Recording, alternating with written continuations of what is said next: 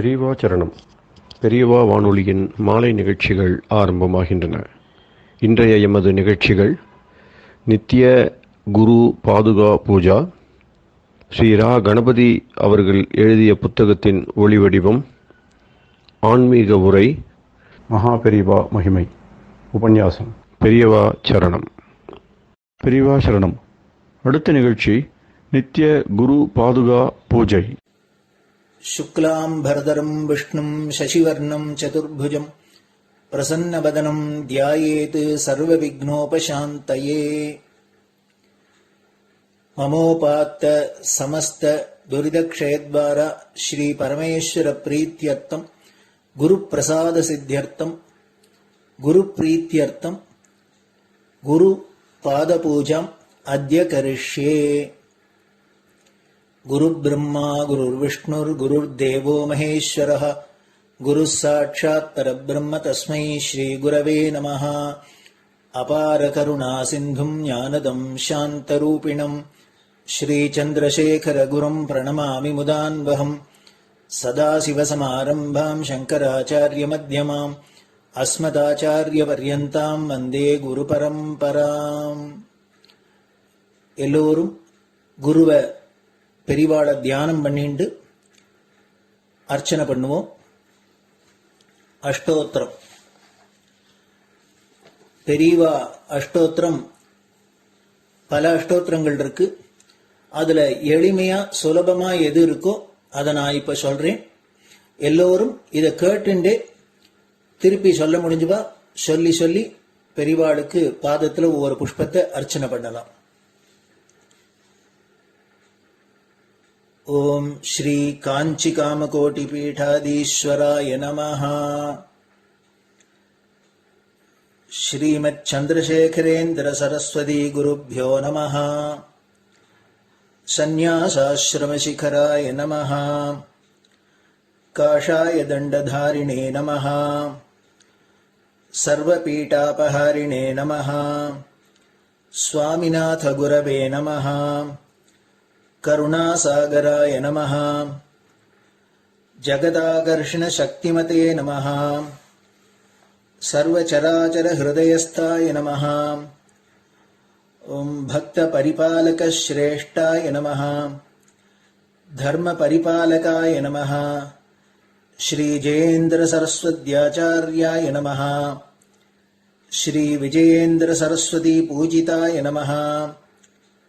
शिवशक्ति स्वरूपाय नमः। भक्ताभीष्ट प्रदायकाय नमः। ब्रह्मण्य पोषकाय नमः। ब्रह्म विष्णु शिवैक्य स्वरूपाय नमः। कांची क्षेत्रवासाय नमः। कैलाश शिखरवासाय नमः। स्वधर्म परिपोषकाय नमः। चातुर्वर्ण संरक्षकाय नमः। लोकरक्षण संकल्पाय नमः। ओम ब्रह्मनिष्ठापराय नमः। सर्वपापहराय नमः। धर्मरक्षक संतुष्टाय नमः। भक्तार्पितधन स्वीकर्त्रे नमः। सर्वोपनिषत् सारज्ञाय नमः। सर्वशास्त्रगम्याय नमः। सर्वलोक पितामहाय नमः। भक्ताभीष्ट प्रदायकाय नमः। ब्रह्मण्य पोषकाय नमः। नानाविध पुष्पार्चितपताय नमः। रुद्राक्ष क्रीडधारिणे नमः। भस्मोद्दोलित विग्रहाय नमः। सर्वज्ञाय नमः। सर्वचराचर व्यापकाय नमः। अनेक शिष्य परिपालकाय नमः। मनश्चाञ्चल्य निवर्तकाय नमः। अभयहस्ताय नमः। भयापहाय नमः। यज्ञपुरुषाय नमः। यज्ञानुष्ठान रुचिप्रदाय नमः। यज्ञसम्पन्नाय नमः। यज्ञसहायकाय नमः। यज्ञफलदाय नमः। यज्ञप्रियाय नमः। उपमानरहिताय नमः। स्फटिक तुलसी रुद्राक्ष हारधारिणे नमः। चातुर्वर्ण समदृष्टये नमः। ऋग्यजुस्साम अथर्वणादि चतुर्वेद संरक्षकाय नमः। दक्षिणामूर्तिस्वरूपाय नमः जाग्रत् स्वप्न सुषुप्ति अवस्थातीताय नमः कोटिसूर्यतुल्य तेजोमय शरीराय नमः साधुसंग संरक्षकाय नमः अश्वगज गोपूजा निर्वर्तकाय नमः गुरुपादुक पूजा तुरंतराय नमः कनकाभिषिक्ताय नमः स्वर्ण बिल्वदल पूजिताय नमः सर्वजीव मोक्षदाय नमः मूकवाक्तान निपुणाय नमः नेत्र दीक्षादानाय नमः द्वादशलिंग स्थापकाय नमः गान रसप्रियाय नमः ब्रह्मज्ञानोपदेशकाय नमः सकलकलासिद्धिताय नमः चातुर्वण्य पूजिताय नमः अनेकभाषा संभाषण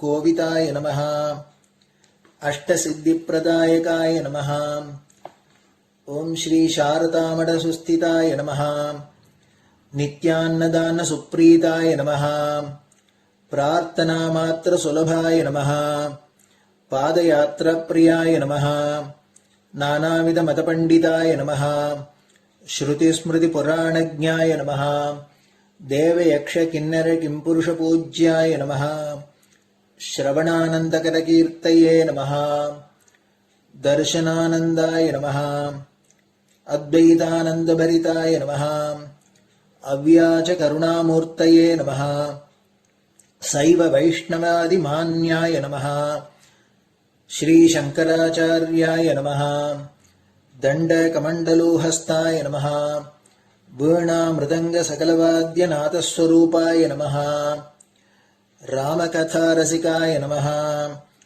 वेद वेदांग आगमादि सकलकला सतस्प्रवर्तकाय नमः हृदय गुहाशयाय नमः शतरुद्रीय वर्णितस्वरूपाय नमः केदारेश्वरनाथाय नमः अविद्यानाशकाय नमः निष्कामकर्मोपदेशकाय नमः लघुभक्तिमार्गोपदेशकाय नमः लिंगस्वरूपाय नमः सालग्रामसूक्ष्मस्वरूपाय नमः कालड्यां शङ्करकीर्तिस्तम्भनिर्माणकर्त्रे नमः जितेन्द्रियाय नमः शरणागतवत्सलाय नमः श्रीशैलशिखरवासाय नमः डमरुकनादविनोदाय नमः वृषभारूढाय नमः दुर्मदनाशकाय नमः आभिचारिकदोषहर्त्रे नमः मिताहाराय नमः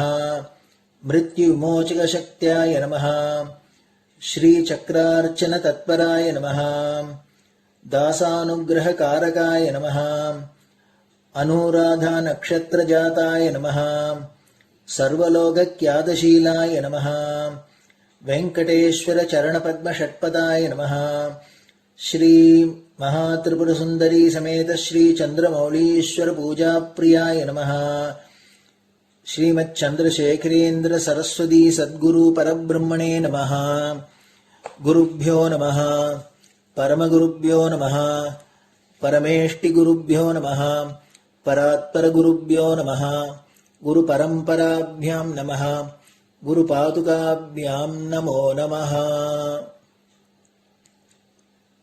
அடுத்தது ஊதுபத்தி இருந்தா அதை காமிச்சு தூபம், நெய் தீபம் இருந்தா காமிச்சு அதை நெய் தீபம் தீபம் காமிச்சுட்டு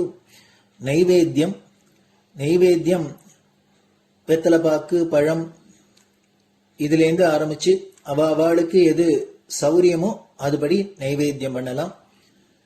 அதுக்கு அடுத்தது கற்பூர ஹாரத்தி பண்ணி எல்லோரும் பிரதட்சிண நமஸ்காரம் பண்ணி பெரியவாள்கிட்ட பிரார்த்தனை பண்ணிண்டு எல்லோரும் க்ஷேமமா இருக்கணும், லோகம் பரம மங்களமா சௌக்கியமா இருக்கணும், எல்லோரும் வியாதி வெக்க இல்லாத ஆயுராரோக்கிய ஐஸ்வர்யத்தோட சாந்தம் அமைதியோட ஞான வைராக்கியத்தோட எல்லோரும் நல்லவர்களாயிருந்து நன்மையை அடையணும்னு பிரார்த்தனை பண்ணி இந்த பூஜையை தினம் செய்யலாம்.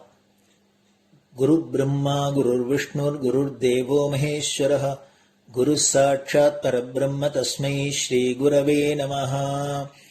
அபார கருணா சிந்தும் ஞானதம் சாந்தரூபிணம் ஸ்ரீ சந்திரசேகர குரும் பிரணமாமி முதான்வகம். சதாசிவசமாரம்பாம் சங்கராச்சாரிய மத்யமாம் அஸ்மதாச்சாரிய பர்யந்தாம் வந்தே குரு பரம்பராம். குரு பாத பூஜை நிறைவடைஞ்சது. பெரியவா சரணம். பெரியவா சரணம்.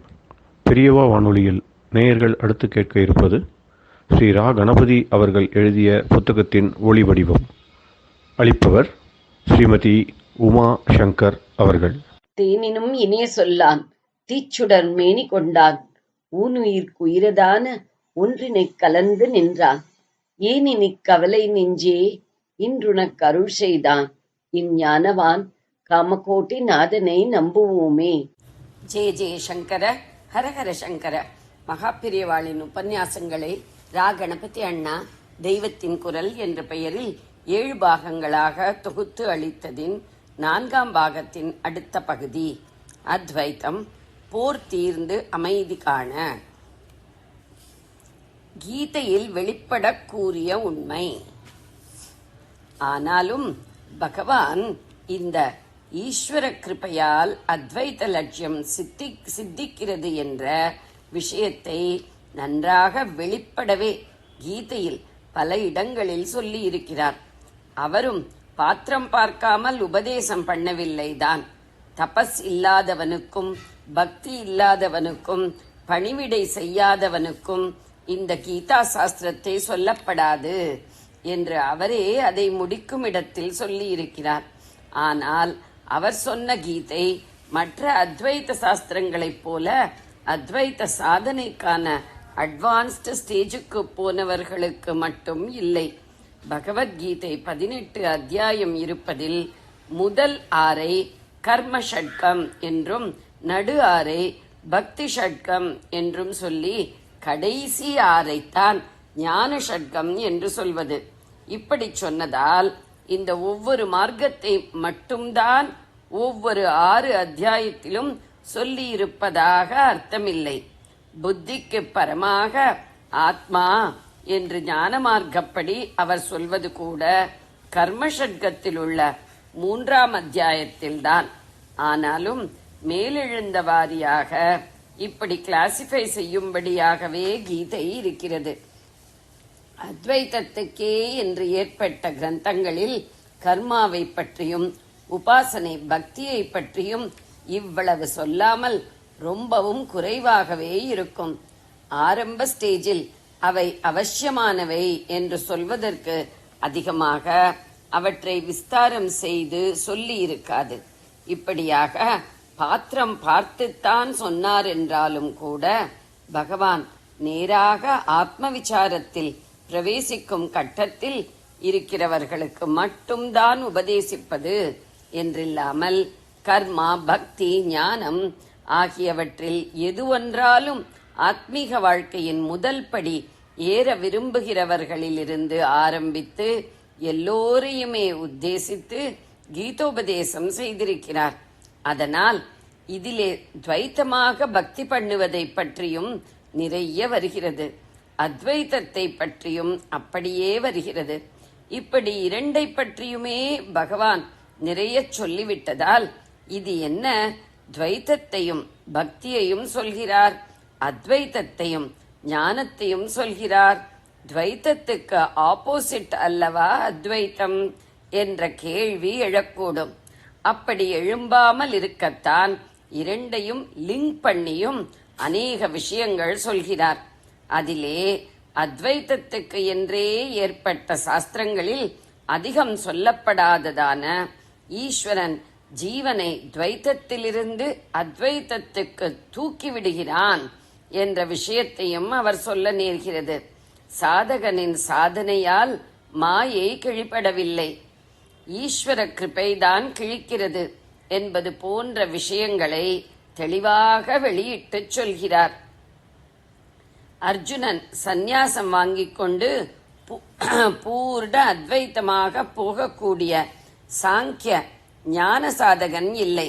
அதாவது உத்தம அதிகாரி இல்லை. ஸ்வதர்ம கர்மாவை பலனிலே கருத்தை வைக்காமல் ஈஸ்வர ஆராதனமாக பண்ணி சித்தசுத்தி பெறக்கூடிய யோக சாதகன்தான்.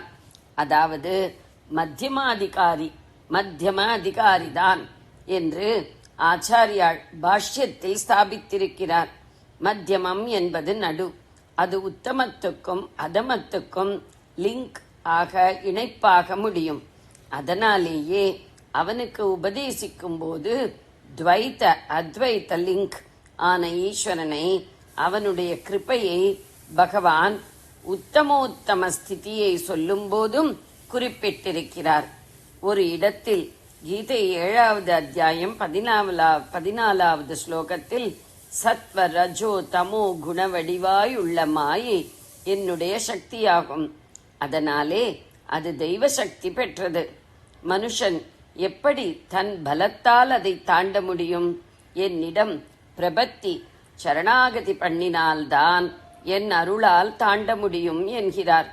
சர்வ பாவத்தாலும் ஈஸ்வரனிடம் சரணாகதி பண்ணினால் அவனுடைய அனுகிரகத்தால் சாஸ்வத சாந்த பதமான அத்வைத மோட்சம் சித்திக்கும் என்று இன்னோரிடத்தில் சொல்கிறார். 18வது அத்தியாயம் 62வது ஸ்லோகம். துவைத்தமாக தன்னை ஒரு மாதிரி பாவித்து பக்தி பண்ணினாலும் கொஞ்சம் கொஞ்சமாக தன் தத்துவஸ்வரூபத்தை புரிந்து கொண்டு புரிவிப்பதும் அவர் கிருபைதான். அந்த தத்துவத்துக்குள்ளேயே போய் அத்வைத்தமாக இருந்து விடலாம் என்றும் உபதேசம் செய்கிறார். 18வது சாப்டர் அத்தியாயம் 55வது ஸ்லோகம். ஆதிசங்கரரும் கூறும் ஈசனது ஞானக் கொடை. நம்முடைய ஆச்சாரியாலும் ஈஸ்வர கிருபையாலேயே முடிவான ஞானம் உண்டாவதை அங்கங்கே சொல்லாமல் போகவில்லை. சௌந்தர்ய லகரி, சிவானந்த லகரி முதலான அவருடைய பக்தி ஸ்தோத்திரங்களில் அவர் மாயையை போக்கி மோட்சத்தை பரமாத்மாவே அருள்வதாக சொல்வது மட்டும் இல்லை, தமது ஞான கிரந்தங்களிலும் அங்கங்கே இப்படி சொல்லாமல் விட்டுவிடவில்லை. பக்தி ஸ்தோத்திரத்தில் இப்படி சொன்னதில் விசேஷமில்லை. ஞான மார்க்க சாதகர்களுக்கு துவைத்தமான ஈஸ்வரானுகிரகத்தை பற்றி சொல்ல வேண்டாம் என்று விட்டுவிட்டதாக சொன்னது போலவே இதற்கும் காரணம் சொல்லிவிடலாம். பக்தி வழியிலே போகிறவர்களுக்கு ஞான விசாரமான நிதித்தியாசனத்தினால்தான் லட்சிய சித்தி என்று சொல்ல வேண்டாம். பக்தி பண்ணிக்கொண்டே போனால் அதனால் ஒருமுகப்பட பழகிவிட்ட மனஸ் அப்புறம் தானாக தன் ஆதாரத்தை தேடிக்கொண்டு ஞானமாக போக ஆரம்பித்து முடிவிலே சித்தி வரும். தானாக நடப்பது நடந்தே தீரும். அதை நாம் இப்போது பிடித்தே சொல்ல வேண்டாம். ஈஸ்வர பக்திக்கு மேலே ஞானம், அத்வைத்தம் என்று எதற்கோ போக வேண்டுமா என்று பக்தி மார்க்கத்தில் போகிறவருக்கு தோன்றிவிடலாம். அல்லது மோட்சத்துக்கு அதுதான் நேர்வழி என்றால் இந்த பக்தி எதற்கு என்று பக்தி பண்ணுவதை விட்டுவிடத் தோன்றலாம். ஆனாலும் ஞான விசாரம் என்றால் அதற்கு வேண்டிய சித்த ஐகாக்கிரியம் இவர்களுக்கு இல்லையே. அதை உண்டாக்கத்தானே முதலில் பக்தியை சொல்லியிருப்பது. இப்படி பல தினசாக ஆலோசித்துத்தான் இப்போது இவர்கள் உள்ள நிலையில் ஒரு குழப்பத்தை உண்டாக்காமல் இவர்கள் மனசுக்கு ஏற்றபடியாக ஏற்கும்படியாக ஈஸ்வரானுகிரகத்தாலேயே ஞானம், மோக்ஷம், அத்வைத்தம் எல்லாம் சித்திப்பதாக சொல்லிவிடலாம். தமக்கு முன்னமே இருந்த பிரம்மசூத்திரம், உபனிஷத், கீதை முதலியவற்றுக்கு ஆச்சாரியார்கள் அளித்த விரிவுரைகளுக்கு பாஷ்யம் என்றும் அவரே சொந்தமாக இயற்றி அருளிய ஞான நூல்களான விவேக சூடாமணி, உபதேச சாகஸ்ரீ, அபரோக்ஷானுபூதி முதலியவற்றுக்கு பிரகரண கிரந்தங்கள் என்றும் பெயர். இவ்வுரையின் பல பகுதிகளை தெரிவித்தவர் தற்போது மறைந்துவிட்ட ஆஞ்சநேய சுவாமிகள் என்னும் ஸ்ரீ அனந்தானந்தேந்திர சரஸ்வதி சுவாமிகள். ஈஸ்வர கிருபையால் ஞானம் கிடைக்கிறது என்ற பிரஸ்தாவம் பகவத்பாதர்களின் நூல்களில் எங்கெல்லாம் வருகிறது என்று ஒரு சமயம் ஸ்ரீசரணர்கள் தேடி பார்த்து சேகரித்ததாக கூறி இவற்றில் தமக்கு குறிப்பாக நினைவு வரும் சிலவற்றையும் தெரிவித்தார். அவற்றில் நாம் எதிர்பார்க்க முடியாத சில இடங்களில் கூட ஈசனருளாலேயே சம்சார பந்தம் விலகுவதாக பகவத்பாதர்கள் கூறியிருப்பதில் ஓரிரண்டை மட்டும் இங்கே கொடுக்கிறோம்.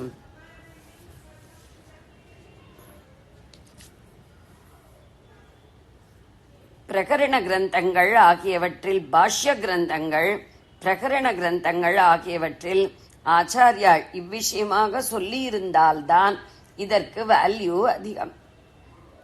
இதை அவர் அத்வைத்த நூல்களில் விரிவாகவோ அழுத்தமாகவோ சொல்ல முடியாது என்பதற்கு காரணம் பார்த்தோம். ஆனாலும் கூட இந்த உண்மையை அடியோடு சொல்லாமல் விட்டுவிடக்கூடாது என்பது போல சில இடங்களிலாவது அவர் சொல்லிவிட்டுத்தான் போயிருக்கிறார். ஈஸ்வரனையே சர்வ பாவத்தினாலும் நீ சரணடை, அவன் அனுக்கிரகத்தால் சாஸ்வதமான பரமசாந்த பதம் அடைவாய் என்கிற கீதா வாசகம் மாதிரியான இடங்களுக்கு பாஷ்யம் பண்ணும்போது ஆச்சாரியாள் இவ்விஷயத்தை சொல்லியிருந்தால் கூட அது பெரிசில்லை. மூல கிரந்தத்தில் ஈஸ்வரானுகிரகத்தை பற்றி குறிப்பாக இல்லாத இடங்களிலும் கூட சில சமயங்களில் ஆச்சாரியாள் தம்முடைய பாஷ்யங்களில் அதை புகுத்தி அதனுடைய பெருமையை சொல்லியிருப்பதுதான் பெரிசு. உதாரணமாக சர்வ பாவத்தினாலும் சரணாகதி செய்வதை பற்றி சொல்வதற்கு முந்தி அந்த 18ஆம் அத்தியாயத்திலேயே பகவான் ஒருத்தன் தனக்கென்று ஏற்பட்ட கர்மத்தை விடவே படாது ஸ்வதர்மங்களையே ஈஸ்வர பிரீத்தியாக ஈஸ்வர ஆராதனையாக பண்ண வேண்டும். அப்படி செய்தால் அவனுக்கு சித்தி கிடைக்கிறது. அதாவது ஆச்சாரிய பாஷ்யப்படி ஞான நிஷ்டைக்கான யோக்கியதை கிடைக்கிறது. அப்புறம் அவன் எப்படி ஞானத்தின் உச்சமான நிஷ்டையான பிரம்மத்தையே சேர்கிறானோ அதை சொல்கிறேன் கேள் என்கிறார். கீதை அத்தியாயம் 18 ஸ்லோகம் 46-50.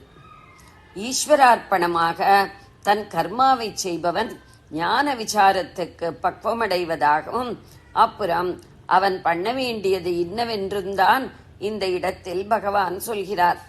ஈஸ்வரன் தான் இந்த பக்குவத்தை அனுகிரகிப்பதாக இந்த இடத்தில் அவர் சொல்லவில்லை. ஆனாலும் ஆச்சாரியாள் ஸ்வகர்மாவினால் ஈஸ்வரனை ஆராதனை பண்ணி அவனுடைய அனுகிரகத்தினால் பிறந்த ஞான நிஷ்டா யோக்கியதை எனும் சித்தியை அடைந்து என்று இங்கே கீதை அத்தியாயம் 18 ஸ்லோகம் 50 ஈஸ்வர கிருபையை கொண்டு வருகிறார். தத் பிரசாதஜாம் என்பதாக மூலத்தில் இந்த இடத்தில் சொல்லாத ஈஸ்வர பிரசாதத்தை ஆச்சாரியாள் தம்முடைய பாஷ்யத்திலே குறிப்பிட்டு ஸ்வகர்மானுஷ்டானம் அதுவாகவே ஞான விசாரத்துக்கான தகுதியை தருவதில்லை என்றும் அதற்கு பலனாக ஈஸ்வரன் அனுகிரகித்தே அந்த தகுதி உண்டாகிறது என்றும் தெளிவுபடுத்துகிறார். மூலத்தில் சொல்லாத இடத்திலும் அவர் பாஷ்யத்தில் சேர்த்திருப்பதற்கு தனியான விசேஷம் உண்டு. ஈஸ்வரன் தான் கர்மாவுக்கு பலன் தருபவன், கர்மா தானாகவே பலனை தருவதில்லை என்பதுதான் அத்வைதிகள் கொள்கை. கர்மாவே பலனை தருகிறது, ஈஸ்வரன் என்று ஒருத்தனை கொண்டு வர வேண்டாம் என்ற அபிப்பிராயம் கொண்ட பூர்வ மீமாம்சகர்களை அத்வைதிகள் நன்றாக கண்டித்து சகலத்துக்கும் பலதாத்தா லோக வியாபாரத்தை எல்லாம் நடத்தும் ஈஸ்வரன் தான் என்று கூறியிருக்கிறார்கள். ஆனாலும் மாயைக்கு உட்பட்ட கர்மலோகத்திலேதான் அவனை பலதாத்தாவாக சொல்லி இருக்கிறார்களே தவிர மாயையிலிருந்து விடுபடும் ஞான சாதனையிலும் அதன் ஒவ்வொரு ஸ்டேஜிலும் பலன் தருகிறவன் ஈஸ்வரன் தான் என்று அவர்கள் குறிப்பிட்டு காட்டுவதில்லை. கர்மயோகத்தினால் சித்த சுத்தி ஏற்படுகிறது. சித்தம் சுத்தமான பின் ஞான விசாரம் பண்ண ஜீவன் பக்குவமாகிறான் என்று சொல்வார்களே தவிர கர்மயோகத்துக்கு பலனாக ஈஸ்வரன் சித்தசுத்தி அனுகிரகித்து ஞான நிஷ்டைக்கு ஒரு ஜீவனை பக்குவப்படுத்துகிறான் என்று சொல்வதில்லை. ஆனால் இங்கே ஆச்சாரியாள் இவ்விஷயத்தை ஸ்பஷ்டமாகவே தெரிவிக்கிறார். கர்மத்திலிருந்து ஞானத்துக்கு போக ஈஸ்வர கிருபை வேண்டும் என்பதை கர்மா எல்லாம் போய் சந்நியாசம் வாங்கிக் கொள்வதையே முக்கியமாக விவரிக்கும் கீதையின் கடைசி அத்தியாயத்தில் ஆச்சாரியாள் சொன்னார். இதற்கு முதல் படி 2ஆம் அத்தியாயத்தில் ஆரம்பிக்கிறது. அங்கே முதலில் ரொம்பவும் ஞான வேதாந்த தத்துவங்களை சொல்லிவிட்டு, இதுவரை சாங்கியம் சொன்னேன், இனிமேலே யோகம் சொல்கிறேன் என்று கர்மயோகத்தை பற்றி பகவான் ஆரம்பிக்கிறார். கீதை அத்தியாயம் 2 ஸ்லோகம் 39. சாதாரணமாக சாங்கியம் என்றால் கபிலர் சொன்ன சாங்கிய சாஸ்திரம் என்றும், யோகம் என்றால் பதஞ்சலி சொன்ன ராஜயோகம் என்றும் நினைப்போம். இங்கே பகவானோ ஞான மார்க்கத்தையே சாங்கியம் என்றும் கர்ம மார்க்கத்தை யோகம் என்றும் பெயர் கொடுத்து சொல்கிறார். இப்படி ஸ்வகர்மானுஷ்டானத்தை பற்றில்லாமல் செய்யும் யோகத்தை பற்றி பேச ஆரம்பிக்கும் போதே இது கர்மா செய்கிற யோகமானாலும் இதுவேதான் கர்ம பந்தத்தை அறுக்கிறது என்கிறார். ஆசையின் மேலே பலனை உத்தேசித்து கர்மா பண்ணினால் அது சம்சார பத்தத்தை உண்டு பண்ணுகிறது. ஆசையை விட்டு பலனை உத்தேசிக்காமல் லோகக்ஷேமத்துக்காகவும் சித்தசுத்திக்காகவும் சாஸ்திரிய கர்மாவை செய்தால் அது பந்தத்தை அறுக்கிறது. இம்மாதிரி அரு அப்பா என்றுதான் அந்த ஸ்லோகத்தில் பகவான் சொல்லி இருக்கிறார். கர்ம பந்தம் பிரகாசியசி, கர்மக்கட்டை அறுத்து போடுவாய் என்கிறார். இங்கேயும் அவர் சொல்லாவிட்டாலும் தாம் சொல்லாமல் இருக்கக்கூடாது என்று ஆச்சாரியால் நினைத்து தம்முடைய பாஷ்யத்தில் ஈஸ்வரானுகிரகத்தை காரணமாக கொண்டு ஞானத்தை அடைந்து தர்ம அதர்மங்கள் எனப்படுகிற கட்டான கர்மாக்கட்டை அறுப்பாய் என்று விளக்கி இருக்கிறார். அதாவது கர்மயோகம் அதுவாகவே பலன் தராமல் ஈஸ்வரன் தான் பலதாத்தாவாக இருப்பதை நிச்சயப்படுத்துகிறார். இங்கே இன்னொரு முக்கியமான விஷயம் ஈஸ்வர பிரசாத நிமித்த என்பதாக ஈஸ்வரானுகிரகம் என்ற காரணத்தை சொல்வதோடு மட்டும் ஆச்சாரியால் நிறுத்தவில்லை. ஸ்வதர்ம கர்மாவை பண்ணினவனின் கர்மாக்கட்டை, அதாவது பூர்வ வினைத்தளையை ஈஸ்வரன் வெட்டிவிடுவது எப்படி என்றால், ஜீவனுக்கு ஞான பிராப்தி உண்டாக்குவதாலேயே இப்படி அவன் செய்கிறான் என்று தெளிவு செய்கிறார். ஈஸ்வர பிரசாத நிமித்த ஞான பிராப்தேகே என்று பாஷ்யத்தில் இருக்கிறது. கர்மா போவதை விட ஞானம் வருவது முக்கியம். ஞானத்தை அடைவதற்கு வழியாகவே ஒருவன் கர்மாவை போக்கிக் கொள்வதற்கு ஈஸ்வரன் அனுகிரகிக்கிறான் என்ற அபிப்பிராயத்தை ஆச்சாரியால் நிச்சந்தேகமாக வெளியிட்டிருக்கிறார். இப்படியாக கீதையில் கர்மயோகத்துக்கு விதை விதைக்கிற ஆரம்பத்திலிருந்து அது தானாகவே பட்டுப்போய் நிஷ்கர்மத்திலே கொண்டு விடுகிற முடிவு வரை ஈஸ்வர கிருபையையே இந்த யோகத்தால் கர்மநாசத்தை பண்ணி ஜீவனை ஞானத்தில் சேர்க்கிறது என்று ஆச்சாரியால் காட்டியிருக்கிறார். அப்படி முடிக்கிற இடத்திலே யோகசூத்திரம் 1:26 புத்தியால் எப்படி ஆத்மாவை பிடிக்க முடியும் என்று கேட்கிறவர்களுக்கு பதிலாக குரு பிரசாதத்தை அடைந்து தன்னிலேயே பிரசாதம் பெறுகிறவர்களுக்கு இது எப்படி என்று தெரியும் என்கிறார். லப்த குருவாத்ம பிரசாதானாம் என்கிறார். குரு பிரசாதம் என்கிற இடத்தில் பிரசாதம் என்றால் அனுகிரகம் என்று அர்த்தம். ஆத்ம பிரசாதம் என்கிற இடத்தில் பிரசாதம் என்றால் தெளிந்த நிலை என்று அர்த்தம். குருவின் அனுகிரகத்தால் அந்தఃகரணம் தெளிவு பெற்றவர்களுக்கு ஆத்மாவை பிடிக்க முடியும் என்பது தாத்பரியம். துவைத்தமாயிருந்த அந்தःகரணம் புத்தியும் அதில் சேர்ந்ததுதான் அத்வைத்தமாய் மாறிக்கொண்டே போய் அத்வைத்த ஆத்மாவில் ஐக்கியப்படுவதாக முன்னே சொன்னதற்கு ஆதரவாக இப்படி சொல்லியிருக்கிறார். இங்கேயும் ஜீவனின் அந்தக்கரண தெளிவை மாத்திரம் சொல்லாமல் அவனுக்கு வேறு மாதிரியுள்ள குருவின் அனுக்கிரக சக்தியையும் சொல்லி இருக்கிறார். மூலத்தில் இதை பற்றி குறிப்பே இல்லாவிட்டாலும் அனுக்கிரகத்தின் விசேஷத்தை சொல்லியே ஆக வேண்டும் என்பதால் தம்முடைய பாஷ்யத்தில் சொல்லி இருக்கிறார். குரு என்பவர் ஈஸ்வரனுக்கு பிரதிநிதிதான். எல்லா குருக்களுக்கும் மூல குரு ஈஸ்வரன் தான். சபூர்வேஷாம் அபி குருஹு, ஈஸ்வரனே எல்லா குருக்களுக்கும் முந்தைய முதல் குரு. ஈஸ்வரனே தான் குருவாக வந்து ஜீவனை நல்ல வழியில் கொண்டு போகிறான் என்பதே நம் மதத்தின் கொள்கை. ஆனபடியால் இங்கே சொன்ன குரு பிரசாதம் என்பது ஈஸ்வர பிரசாதம் தான், ஈசன் கிருபைதான். இதிலிருந்து இன்னொரு முக்கியமான விஷயமும் ஏற்படுகிறது. அத்வைத சாஸ்திரங்கள் முழுவதுமே ஞான மார்க்கத்தில் போவதற்கு ஓரளவு பக்குவப்பட்டவருக்குத்தான்.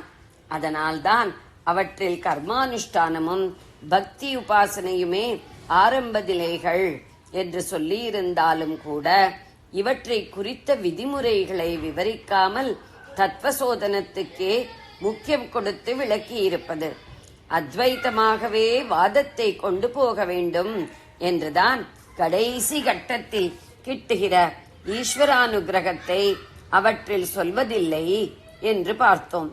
இப்படி ஆச்சாரியால் செய்துள்ள அத்வைத கிரந்தங்களிலும் கீதை, உபனிஷத், பிரம்மசூத்திரம் ஆகியவற்றுக்கு செய்துள்ள பாஷ்யங்களை விட அவரே செய்துள்ள பிரகரண கிரந்தங்களான விவேக சூடாமணி, உபதேச சாகஸ்ரீ, அபரோக்ஷானுபூதி முதலிய நூல்கள் அத்வைத்தம் தான் நம்முடைய லட்சியம் என்று வைத்துக் கொண்டிருப்பவர்களையே உத்தேசித்தவையாகும். இதே மாதிரிதான் ஆச்சாரியாளுக்கு பிந்தி வந்திருப்பவர்கள் செய்துள்ள நூல்களும் அத்வைத்தத்தில் ஓரளவு அட்வான்ஸ்டு ஸ்டூடெண்ட்களுக்கே உத்தேசிக்கப்பட்டவை எனலாம். ஆகையினாலே இவற்றில் துவைத்தமான ஈஸ்வரானுகிரக சமாச்சாரம் ஸ்பஷ்டமாக சொல்லப்படுவதில்லை. ஆனாலும் கூட இதைத்தான் முக்கியமான விஷயம் என்று சொன்னேன். இந்த புஸ்தகங்கள் எல்லாவற்றிலும் கூட எடுத்தவுடன் மங்கள ஸ்லோகமாக ஈஸ்வரனுக்கோ குருவுக்கோ வந்தனம் சொல்லி இருக்கும். அவருடைய அனுகிரகத்தாலேயே ஞானம் உண்டாவதாகவும் அதில் ஸ்தோத்திரித்திருக்கும். விவேக சூடாமணி போன்ற அநேக அத்வைத கிரந்தங்களில் சிஷ்யன் குருவுக்கு அப்படியே சரணாகதி செய்து அவர்தான் கதி என்று கிடப்பதாக ஆரம்பித்திருக்கும். கடைசியில் அவருடைய அனுகிரகத்தாலேயே தனக்கு மிகவும் உயர்ந்ததான அத்வைத அனுபவம் ஏற்பட்டதாக ரொம்பவும் நன்றியுடன் நமஸ்காரம் தெரிவித்திருக்கும். இவையெல்லாம் ஈஸ்வரானுகிரகத்தால் ஞான பிராப்தி என்பதை அத்வைத்தம் ஒப்புக்கொள்வதற்கு ப்ரூஃப் தான். ஜெய ஜெய சங்கர, ஹர ஹர சங்கர. பெரியவா சரணம். இந்நிகழ்ச்சியின் அடுத்த பகுதி நாளை மாலை இதே நேரத்தில் ஒளிபரப்பாகும். பெரியவா சரணம். பெரியவா சரணம். பெரியவா வானொலியில் நேயர்கள் அடுத்து கேட்க இருப்பது திரு கவிக்கண்ணன் அவர்களின் ஆன்மீக உரை. பெரியவா சரணம். ராம் ராம். ஸ்ரீ குருப்யோ நமஹ. ஜெய ஜெய சங்கர, ஹர ஹர சங்கர. பெரியவா வானொலி நேயர்கள் அனைவருக்கும், மகா பெரியவாவுடைய பக்தர்கள் அனைவருக்கும் அடியேன் கவிக்கண்ணனின் அன்பு கலந்த நல்வாழ்த்துக்கள். ராம் ராம். ஜெய ஜெய சங்கர, ஹர ஹர சங்கர. ஸ்ரீ குருப்யோ நமஹ. நம்ம மக்கள் பல பேர் என்ன நினைச்சுட்டு இருக்கான்னா, அவளுக்கு எல்லாம் தெரியும் அப்படின்னு நினைச்சுட்டு இருக்கா. தெரிய வேண்டியதே ஒன்றும் இல்லை, தெரிந்து கொள்றதுக்கு ஒன்றும் இல்லை. நமக்கு தெரியாது என்ன அப்படின்னு. சில இடத்துல பேருரைகள் நடக்கும், பக்தி பரவசமான இதெல்லாம் நடக்கும், யாரும் போகமாட்டா. அதுல போறவாளை பார்த்தா கூட சில பேர் அங்க தனக்கு தெரிஞ்சவாள்லாம் வந்திருப்பா, அவளை பார்க்கலாம், தன்னுடைய மன கிளேசத்தை அவளோட பகிர்ந்துக்கலான்னு சில பேர் போவா. சில பேர் வீட்டுல இருந்தா நிம்மதி இல்ல, தொந்தரவா இருக்குன்னு சொல்லி நிம்மதியை தேடி அங்க கொஞ்ச நேரம் இருந்துட்டு வரலாம், 1 மணி நேரம் அப்படின்னு தான் போவா. அப்புறம் ஒரு சிலர் எப்படி போவாளாம் அப்படின்னாக்கா, இவா என்ன நமக்கு தெரியாது சொல்லிட போறா, நமக்கு எல்லாம் தெரியும், என்னதான் சொல்றா, எப்படிதான் சொல்றான்னு அப்படி ஒரு அந்த மாதிரி ஒரு எண்ணத்தோட போகலாம். ரொம்ப சில பேர் இங்க இருந்தானா அங்க இருந்தானே எங்கேயோ ஒரு இடத்துல இருக்கணும். ஆனா இந்த இடத்துல வந்து உபன்யாசம் முடிஞ்சு போகும்போது சாப்பிடறதுக்கு ஏதோ கொடுக்குறா, அதை சாப்பிட்டோன்னே இன்னைக்கு பொழுது கழிஞ்சதுன்னு வரவா சில பேர் இருப்பாளாம். நான் இது எல்லாத்தையும் விட்டுட்டு அவர் சொல்றதுக்குள்ள ஒரு தத்துவம் என்ன, மெய்ப்பொருள் என்ன, அவர் என்ன உணர்த்துறார், எதை பத்தி சொல்றார், அதனால நம்ம முய்யும் வழி கிடைக்குமா, அதனால நமக்கு என்ன மேலே செல்வதற்கு என்ன பொருள் கிடைக்கும் அதுல அப்படின்னு பாக்கிறவா ரொம்ப ரொம்ப ரொம்ப ரொம்ப குறைச்சலா இருப்பாளாம். வள்ளலார் சொல்லும்போது எப்படி பாடுறாருனாக்க, மருந்தறியேன் மணி அறியேன் மந்திரம் ஒன்றறியேன் மதியறியேன் விதி அறியேன் வாழ்க்கை நிலை அறியேன் எழுத்தறியேன் திருவருளின் செயலறியேன் அறந்தான் செய்தறியேன் மனம் அடங்கும் திறத்தினில் ஓரிடத்தே இறந்து அறியேன் அறிந்தோரை ஏத்திடவும் அறியேன் எந்தை பிரான் மணிமன்றம் எய்த அறிவேனோ இருந்த திசை சொல அறியேன் எங்கனம் நான் புகுவேன் யாருக்கு உரைப்பேன் என் செய்வேன் ஏதும் அறிந்தலனேங்கிறார். அதாவது நம்ம கிட்ட இருக்கிற குறைகளை எல்லாம் அவர் வந்து லிஸ்ட் போட்டு நமக்கே கொடுத்துடுறார். இந்த குறையெல்லாம் அவர்கிட்ட கிடையாது. ஆனா அவர் சொல்றதெல்லாம் பார்த்தோன்னா படிக்கிற நமக்கு தெரியும், நமக்கு இந்த குறைகள்லாம் நம்ம கிட்ட இருக்கு.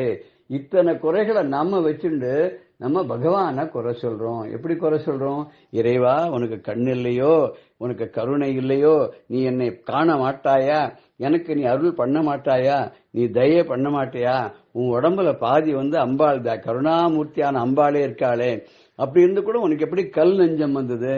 இடப்பக்கத்தில் தானே அம்பாள் இருக்கா, அங்கதானே இதயம் இருக்கு.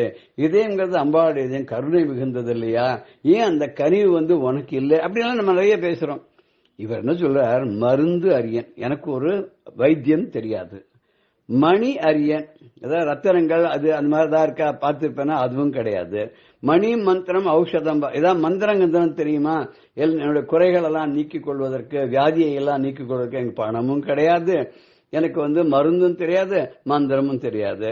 மதி அறியன், சரி இதெல்லாம் போகுது, ஒரு அறிவாது எனக்கு இருக்குமா, ஒரு ஞானமாவது இருக்குமா, அதுக்கான படிப்பு இருக்குமான்னு அதுவும் கிடையாது, அதுவும் அறியன். விதி அறியன், எனக்கு என்ன எழுதியிருக்கான் தலையில பகவான், இது என்ன முன் செய்த வினையா, இப்ப செய்கிற வினையா, எதுனால வந்தது அதுவா தெரியுமா, அதுவும் தெரியாது. வாழ்க்கை நிலை அறியன், என்னுடைய வாழ்வு இப்ப இப்படி இருக்கே, இப்படியேதான் பின்னாடி இருக்க போறதா, இல்ல இதுல இருந்து வெளியில வர முடியுமா, வெளியில வரத்துக்கு ஏதாவது வழி இருக்கா, ஏதாவது அதுவும் தெரியாது. திருந்து அறியன், சரி நான் என்னன்னோ தப்பெல்லாம் பண்ணிருப்பேன், அந்த தப்புனால்தான் எனக்கு இந்த வினை பயனாக இதெல்லாம் அந்த கஷ்டங்கள் வந்திருக்கு, இனிமே அப்படிலாம் இருக்கக்கூடாது அப்படின்னு திருந்துவேனா, அதுவும் தெரியாது.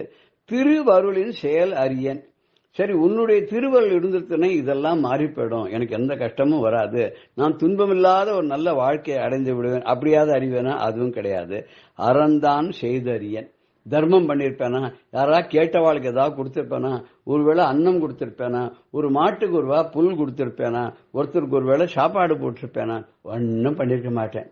இறைவனுக்கு ஒரு பச்சிலையாவது போட்டு ஒரு வில்லுமோ ஒரு துளசியோ ஒரு அருகம்புல்லோ போட்டு ஆராதனை பண்ணிருப்பேனா, கிடையாது. மனம் அடங்கும் திறந்தனில் ஓரிடத்தே இருந்தறியன், இந்த மனசை அடக்கி ஒரு இடத்த உட்கார்ந்து தியானம் பண்ணலாம் அப்படின்னு சொன்னா அதுவாது நான் அறிந்தேனா, அதுவும் நான் அறிந்தில்லை.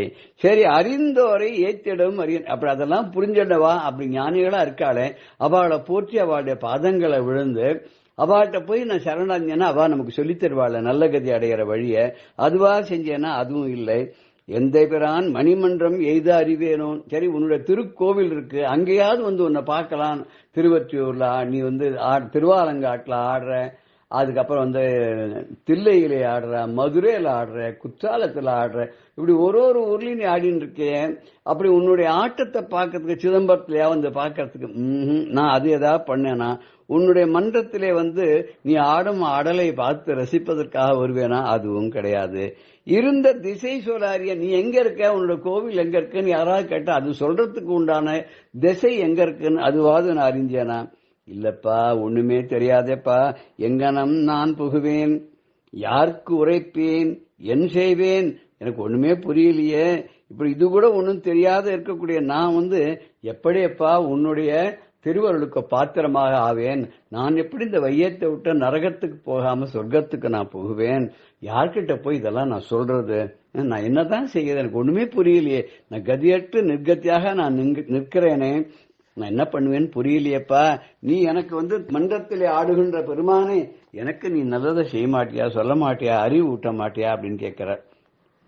இன்னொரு இடத்துல தாயுமானவர் பட்னத்தார் சொல்றார். பட்னத்தார் ரொம்ப நொந்து போய் என்ன சொல்றாருன்னா, இந்த உயர்ந்த வானவர்கள் வாழக்கூடிய மேலான நிலையான இந்த உலகம் இருக்க, அதுக்கு ஒப்பான இருக்கக்கூடிய திருவிடமருதூர்ங்கக்கூடிய ஊர்ல இருக்கக்கூடிய மகாலிங்க சுவாமியை பார்த்து பேசுறாரு. இவர் என்ன சொல்றாருன்னா, இந்த ஊர்ல குடிகொண்டுள்ள சிவபெருமான் இருக்காரு, அவர் பால் உள்ளன்பு இல்லாதவர், அவர் மேல அன்பு வைக்காதவர், அவருக்கு பக்தி செய்யாதவர்கள், அவருடைய கோயிலை சென்று திருவலம் வராதவர்கள், அவருக்கு எந்த விதமான பூஜையிலும் ஈடுபடாமல் இருப்பவர்கள் இருக்காரு, அவ இல்லற வாழ்வை துறந்து, சரி இந்த வாழ்க்கையை விட்டுட்டு, கிரகஸ்தாசிரமத்தை விட்டுட்டு காய்கனி முதலானவற்றை உண்டு, ஆகாரம் சாப்பிடுறதில்லை, ஏதோ அங்க எங்க கிடைக்கிறதோ அந்த காய்கனிகளை சாப்பிட்டு காட்டில் திரிந்து என்ன பயன், காட்டுல போய் உட்கார்ந்து கண்ண முடின்னு இருக்கிறதுனால என்ன பயன், கற்றும் தெரியா நினையென்றில் எனும்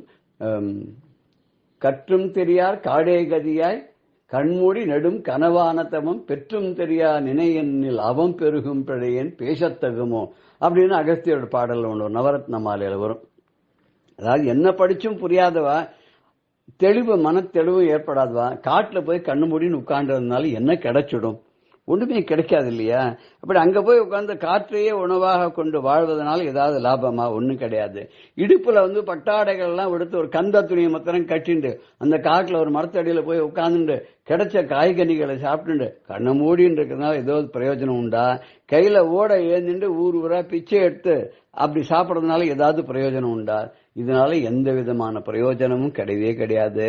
அந்த பெருமானுடைய உண்மையான அன்பு உடையவர்கள் பெரிய மாளிகைகளோட இருந்துட்டு ராஜா மாதிரி இருந்துட்டு மனைவி மக்களோட ஓஹோன்னு சந்தோஷமா இருந்தா கூட அந்த ஆண்டவனுடைய அருள் இருந்து ஆண்டவன் பால் அன்பு செய்து ஆண்டவருக்கே அடியவனாக இருக்கக்கூடிய அவனா இருக்காளே, அவ மெய் உணர்வால் அடையக்கூடிய வீடு இருக்கு இல்லையா, அந்த பெரும் பேரு, அந்த இறை அருளுக்கு பாத்திரமாகிறார் இல்லையா, பெரிய இன்பத்தை பேரின்பத்தை அடையிறாங்களா, அதுக்கு சமமா ஏதாவது வருமா?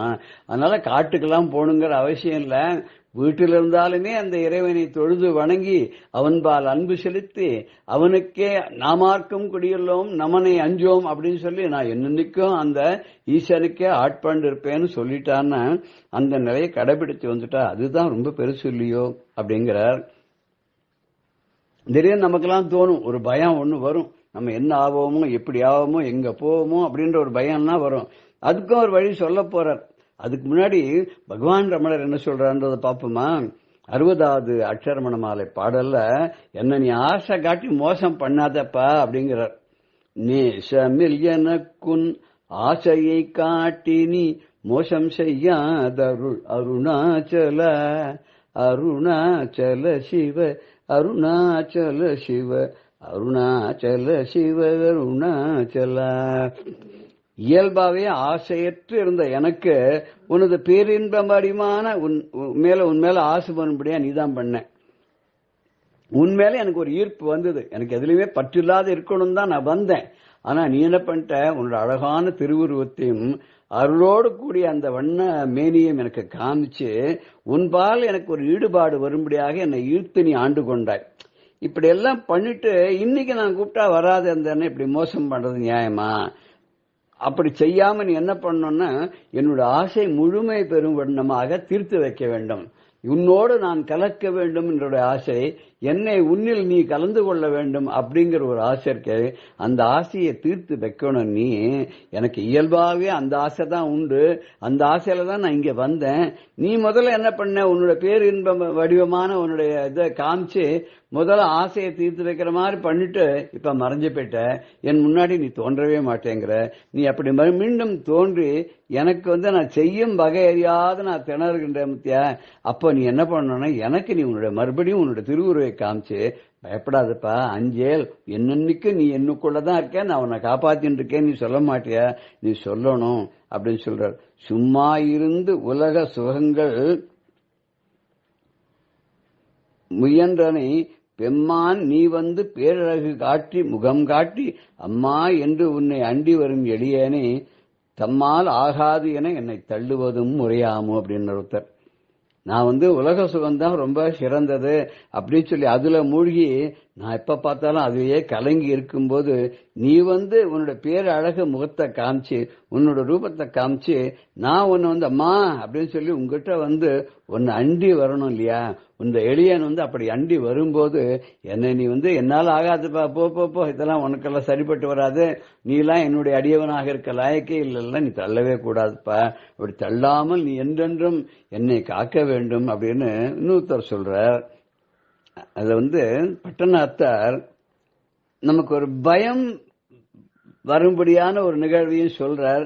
சொல்லிட்டு மருந்தையும் கூடவே சொல்லிடுறார். என்னன்னா, காடோ செடியோ கடற்புறமோ கனமே மிகுந்த நாடோ நகர் நடுவோ நலமே மிகுந்த வீடோ புறம் திண்ணையோ தமியேன் உடல் வீழும் இடம் நீழ்தோய் கழுக்குன்றத்தில் ஈஷா உயிர்த்திணை நின்பதமே. திருக்கழுக்குன்றத்தில் இருக்கக்கூடிய பெருமானை பார்த்து பட்னத்தார் சொல்றார். என்ன பாடுறார் அப்படின்னாக்க, ஏ பெருமானே, திருக்கழுக்குன்றத்தில் விளங்கக்கூடியவனே, அப்படி வீட்டிருக்கக்கூடிய இறைவா, எனக்கு ஒரு பயம் இருக்கு. என்ன தெரியுமா? இனி என் உயிர் நீங்கி உடல் விழும் இடம் அடற்காடாமோ? என்னைக்கோ ஒரு நாள் போறது. இந்த உலகத்துல பிறந்தவரெல்லாம் ஒரு நாள் மரணம் அடைந்துதான் ஆகணும். வந்தவரெல்லாம் தங்கிவிட்டாலே பூமியில் நமக்கே இடமேதுன்னார் ஒரு கவிஞர். வாழ்க்கை என்பது வியாபாரம், அதில் ஜனனம் என்பது வரவாகும், மரணம் என்பது செலவாகும். எப்பேற்பட்டது யமன் நமக்கு இந்த இதை கொடுத்திருக்கான். உயிரை தந்தவன் கேட்கின்றான், அதை நீ இல்லை என்றால் அவன் விடுவானா? உறவை சொல்லி அழுவதனாலே உயிரை மீண்டும் தருவானா கேட்கிறார். நம்ம நம்ம லீஸ் டீட் முடிஞ்சு போச்சு, நம்மளை கூட்டின்னு போறதுக்கு ஏமா வந்துட்டான், ஓனு கதறி அழுது உறவை சொல்லி எல்லாரும் ஓனு அழுதா திருப்பி கொடுப்பானோ? கொடுக்க மாட்டான் இல்லையா? அப்படி உடல் விழக்கூடிய இடம் அடர்ந்த காடாமோ? நான் இங்கே காட்டுல தெரிஞ்சிருக்கும் போது கீழே விழுந்துருவேனா உயிரற்று? இல்லன்னு இங்க செடியின் பக்கத்துல போய் விழுவேனா? புதர்ல போய் விழுந்துருவேனா? இல்ல கடற்கரையில போய் அங்க போய் விழுவேனா? நீங்கெல்லாம் நான் போறதுதான் அந்த இடத்துக்குலாம், ஆனா அந்த கடற்கரையில விழுவேனா? இல்ல உன்னுடைய பெருமை மிகுந்த ஒரு நல்ல நாடா இருந்து அந்த நாட்டுல பெருமதிப்போட கௌரவமா போவேனா? இல்ல அந்த நாட்டுல இருக்கக்கூடிய ஏதோ ஒரு நகரத்துல ஏதோ ஒரு பக்கத்துல ஏதோ ஒரு ஓரத்துல ஒரு தெருல ஒரு வீட்டுல அப்படி திண்ணையில போவேனா? அல்லது நல்ல உயர்ந்த அரண்மனை மாதிரி இருக்கிற வீட்டுல போவேனா? இல்ல வாசல்ல இருக்கக்கூடிய திண்ணையில போவேனா? சில பேருக்கு ரொம்ப முடியாது, இனிமே டாக்டர் கைவிட்டாருன்னா வாசல்ல திண்ணையில போட்டுறல ரேழியில அது மாதிரி போயிடுவேணும். எவ்விடம் என்று அறியேன், நான் திண்ணையில தான் இருப்பேனோ, யாருமே இல்லாத நிர்கதியாக நான் வீட்டுல இருப்பேனோ இல்ல ஆசை திண்ணையில இருப்பேனோ தெரியாது. எப்ப என்னோட உயிரானது இந்த உடலை விட்டு அகலுமோ தெரியாது. அந்த மாதிரி சமயத்துல எது வேணாலும் ஆயிட்டு போட்டோம்ப்பா. ஆனா நான் பயப்படல, இதுக்கெல்லாம் நான் பயப்படல.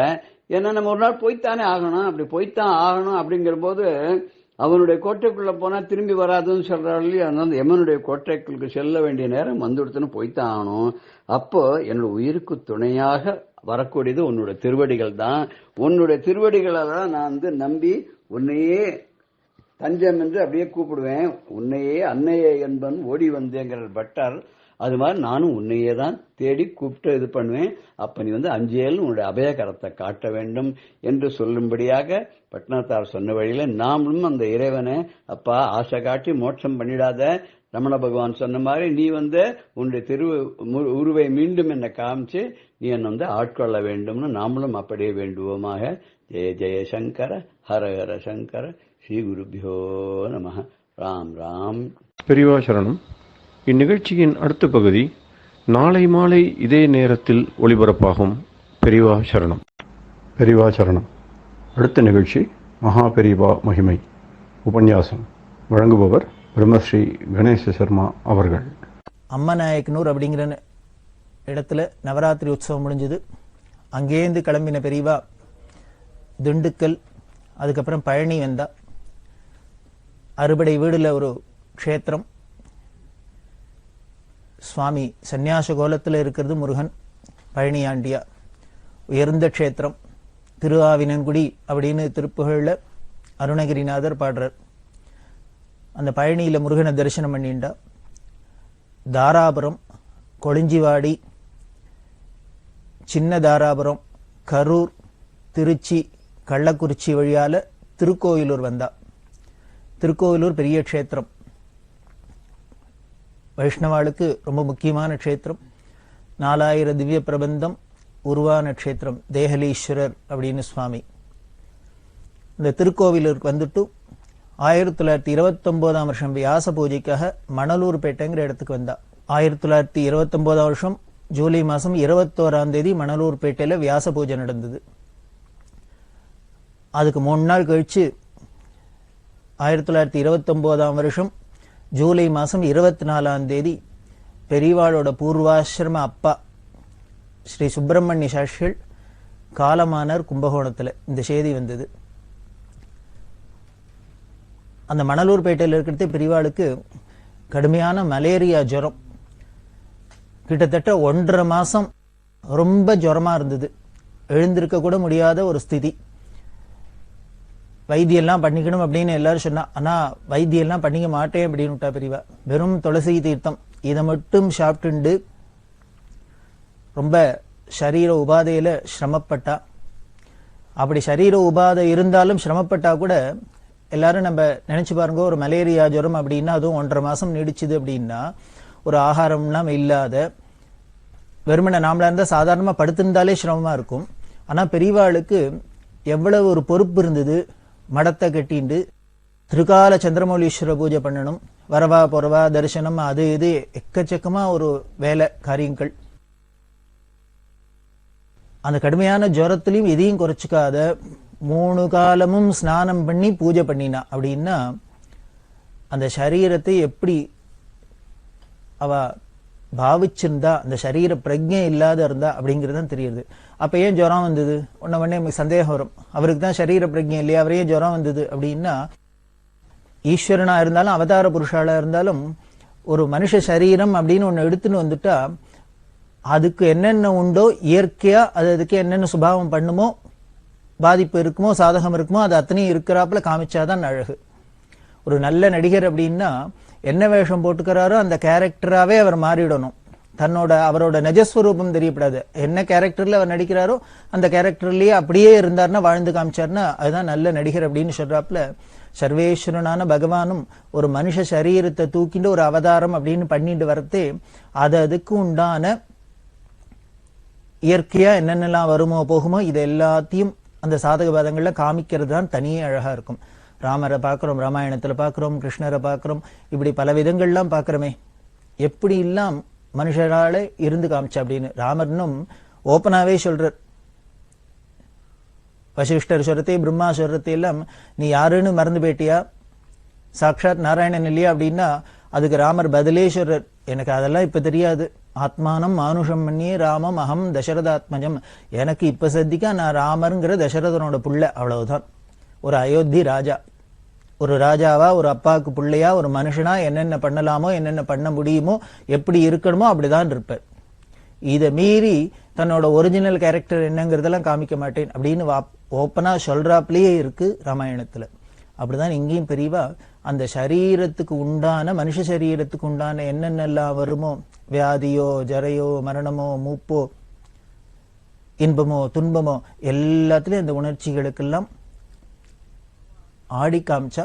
ஆனால் மகான்களுக்கும் அவதார புருஷாளுக்கும் நமக்கும் என்ன ஒரு சின்ன வித்தியாசம் அப்படின்னா, சின்ன வித்தியாசம்னு சொல்லக்கூடாது, பெரிய வித்தியாசம். அது என்ன அப்படின்னா, அவ அந்த மனுஷ சரீரத்துக்கு உண்டான குணங்கள் படி நடந்தா கூட அப்படியே அதுல மூழ்கி போய் முழுக்க மனுஷனா ஆயிடாத சமாளிச்சு நுடுவா, சுதாரிச்சு நுடுவா. ஆனா நாமளா இருந்தா அதுலயே மூழ்கி போயிடுவோம். இதுதான் வித்தியாசம். அப்படி இந்த மணலூர்பேட்டையில் இருக்கிறதே 1.5 மாசம் கடுமையான ஜுரம். அந்த ஜுரத்துக்கு நடுப்பறியும் மருந்து எடுத்துக்காத தன்னோட ரொட்டீனான கடமைகள்லாம், ஸ்நானமோ சந்திரமௌலீஸ்வர பூஜையோ எல்லாம் பண்ணிட்டு தான் இருந்தா. அப்படி இருக்கிறதே பெரியவாளால ஏன் நின்று போய் ஸ்நானம் பண்ணி உட்காந்து பூஜை பண்ணி திருப்பி வந்து அதெல்லாம் ரொம்ப சிரமமா இருந்தது. அப்ப யாரானும் ஹெல்ப்புக்கு ஒருத்தர் பிடிச்சி தூக்கி நிறுத்தி வச்சு அவளுக்கு ஸ்நானத்துக்கு ஒத்தாசை பண்ணி இப்படி எல்லாம் பண்றாப்புல கைங்கரியம் பண்றதுக்கு ஆள் வேண்டியிருந்தது.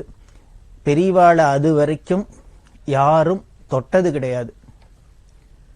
பெரியவாளை தொட்டு யாருமே கைங்கரியம் பண்ணது கிடையாது. பெரியவாளை யார் மேலேயும் இடிச்சது கிடையாது. யாரும் பெரியவா மேல பட்டதும் கிடையாது. தீண்டா திருமேனி அப்படின்னு சொல்லுவா. சிவக்ஷேத்திரங்கள்லாம் இங்க இருக்கு. இளம்பயம், கோட்டூர் அப்படின்லாம் பல க்ஷேத்திரங்கள்லாம் இருக்காங்கலாம் பார்த்தா சுவாமி தீண்டா திருமேனி அப்படின்பா. தீண்டா திருமேனின்னா என்ன அப்படின்னா, அர்ச்சனை பண்றாளோ இல்லையோ, பூஜகர் இருக்காளோ இல்லையோ, இந்த சிவாச்சாரியாள்லாம் கூட எல்லா கோயிலையும் சிவாச்சாரியாள்னு சிவலிங்கம் இருந்ததுன்னா அதுக்கு தொட்டு எண்ணெயை சாத்துறது, அபிஷேகம் பண்றது, சந்தனம் பண்றது, அலங்காரம் பண்றது, இப்படி எல்லாம் பண்ணித்தானே ஆகணும், அதை தொட்டு தானே ஆகணும். ஆனா இந்த தீண்டா திருமணிங்கிற க்ஷேத்திரத்துல சுவாமியே தொடமாட்டா, சிவாச்சாரியால் கூட தொடமாட்டா. மற்ற எல்லா கோவிலையும் எல்லாரும் வரவாள்லாம் போய் தொட முடியாது, அந்த சிவாச்சாரியாளானும் தொடுவா. இந்த தீண்டா திருமேனிங்கிற க்ஷேத்திரத்திலாம் அவா கூட தொடமாட்டா. இப்ப சந்தனம் விடணும் அப்படின்னா அப்படி உருட்டி அப்படி சுவாமி மேல அப்படி தூக்கி போடுவா.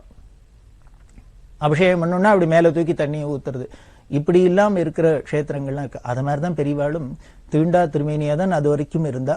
ஆனா இந்த உடம்பு உபாதையினால அவளுக்கு யாரானும் ஒருத்தர் தூக்கி பிடிச்சி ஹெல்ப் பண்ணணும் அப்படிங்கிறதுக்காக இதுக்காகவே வந்தாப்புல ஒரு மகான் வந்தார். அவரும் மகான் தான். அவருக்கு பேர் மகாராஷ்டிர சுவாமிகள்னு பேரு. அவரும் சன்னியாசி. இவர் 1929 மார்ச் மாசத்துல பெரியவாள் அந்த மணலூர்பேட்டையில வந்து சந்திச்சார். இவர் மத்திய பிரதேசத்துல தேவாஸ் அப்படிங்கிற இடத்துல ரெவென்யூ டிபார்ட்மெண்ட்ல உத்தியோகமா இருந்த ஒருத்தர். அவருக்கு இந்த ஞானத்தெல்லாம் ஆசைப்பட்டு ஞான விசாரம் பண்ணிட்டு சன்னியாசாசிரமம் வாங்கிட்டார்.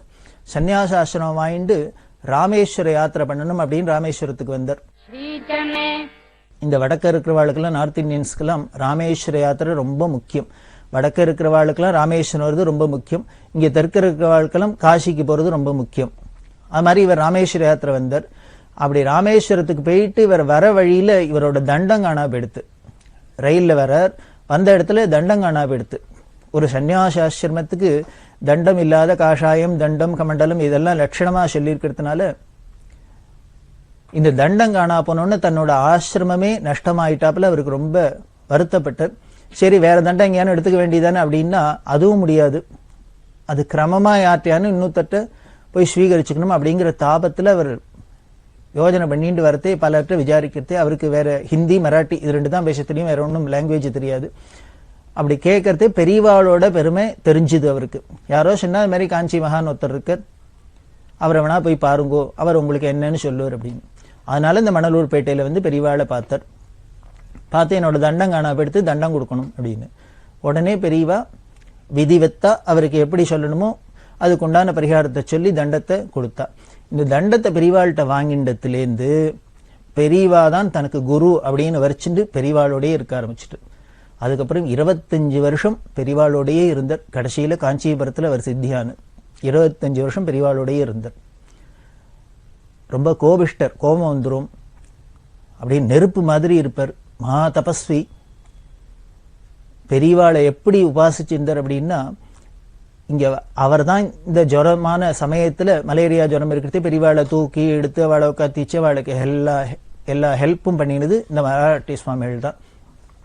அவர் தினம் என்ன பண்ணுவாருன்னா காலத்தால ஏந்துட்டு ஸ்நானத்தை பண்ணிவிட்டு ஒரு சந்தனம், புஷ்பம், ஏதானும் பழம் எல்லாத்தையும் எடுத்துன்னு வருவார். பெரியவா எங்க இருக்காளோ அங்க வந்து பெரியவாளுக்கு பாதத்துல தீர்த்தத்தை விட்டு அபிஷேகம் பண்ணி சந்தனத்தை விட்டு புஷ்பத்தால அர்ச்சனை பண்ணி இந்த பழத்தை நைவேத்தியம் பண்ணி பெரியவாளை பிரதட்சண நமஸ்காரம் பண்ணிட்டு போவர். இந்த பூஜை மன்றத்தை தாரதாரதாரையா கண்ணுல இருந்து தண்ணியா கொட்டின்னு இருக்கும். இதெல்லாம் யாரும் வேற யாரும் சொல்லல, பெரியவாளே சொன்னது.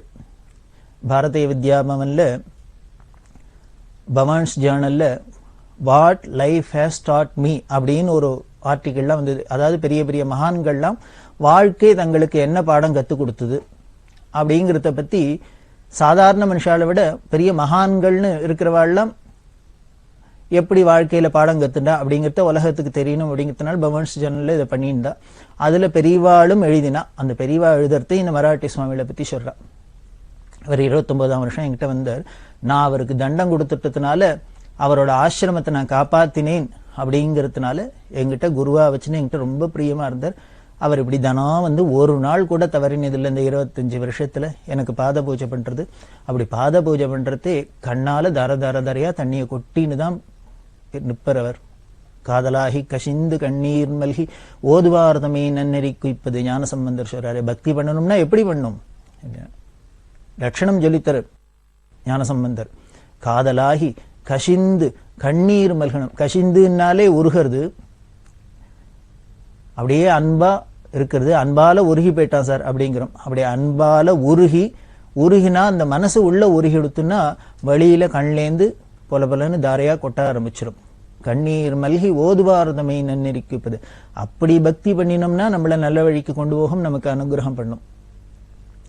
அது மாதிரி பக்தி தான் இந்த மராட்டி சுவாமிகளும் பெரியவாள்கிட்ட பண்ணியிருந்தார். கொஞ்சம் நினைச்சு பாருங்க, எங்கேயோ மத்திய பிரதேசத்தில் இருந்தவர், ராமேஸ்வரம் போறவர், போற வழியில இங்கேதான் பெரியவாளை பத்தி கேள்விப்பட்டிருக்கார். வந்து பார்த்தார்.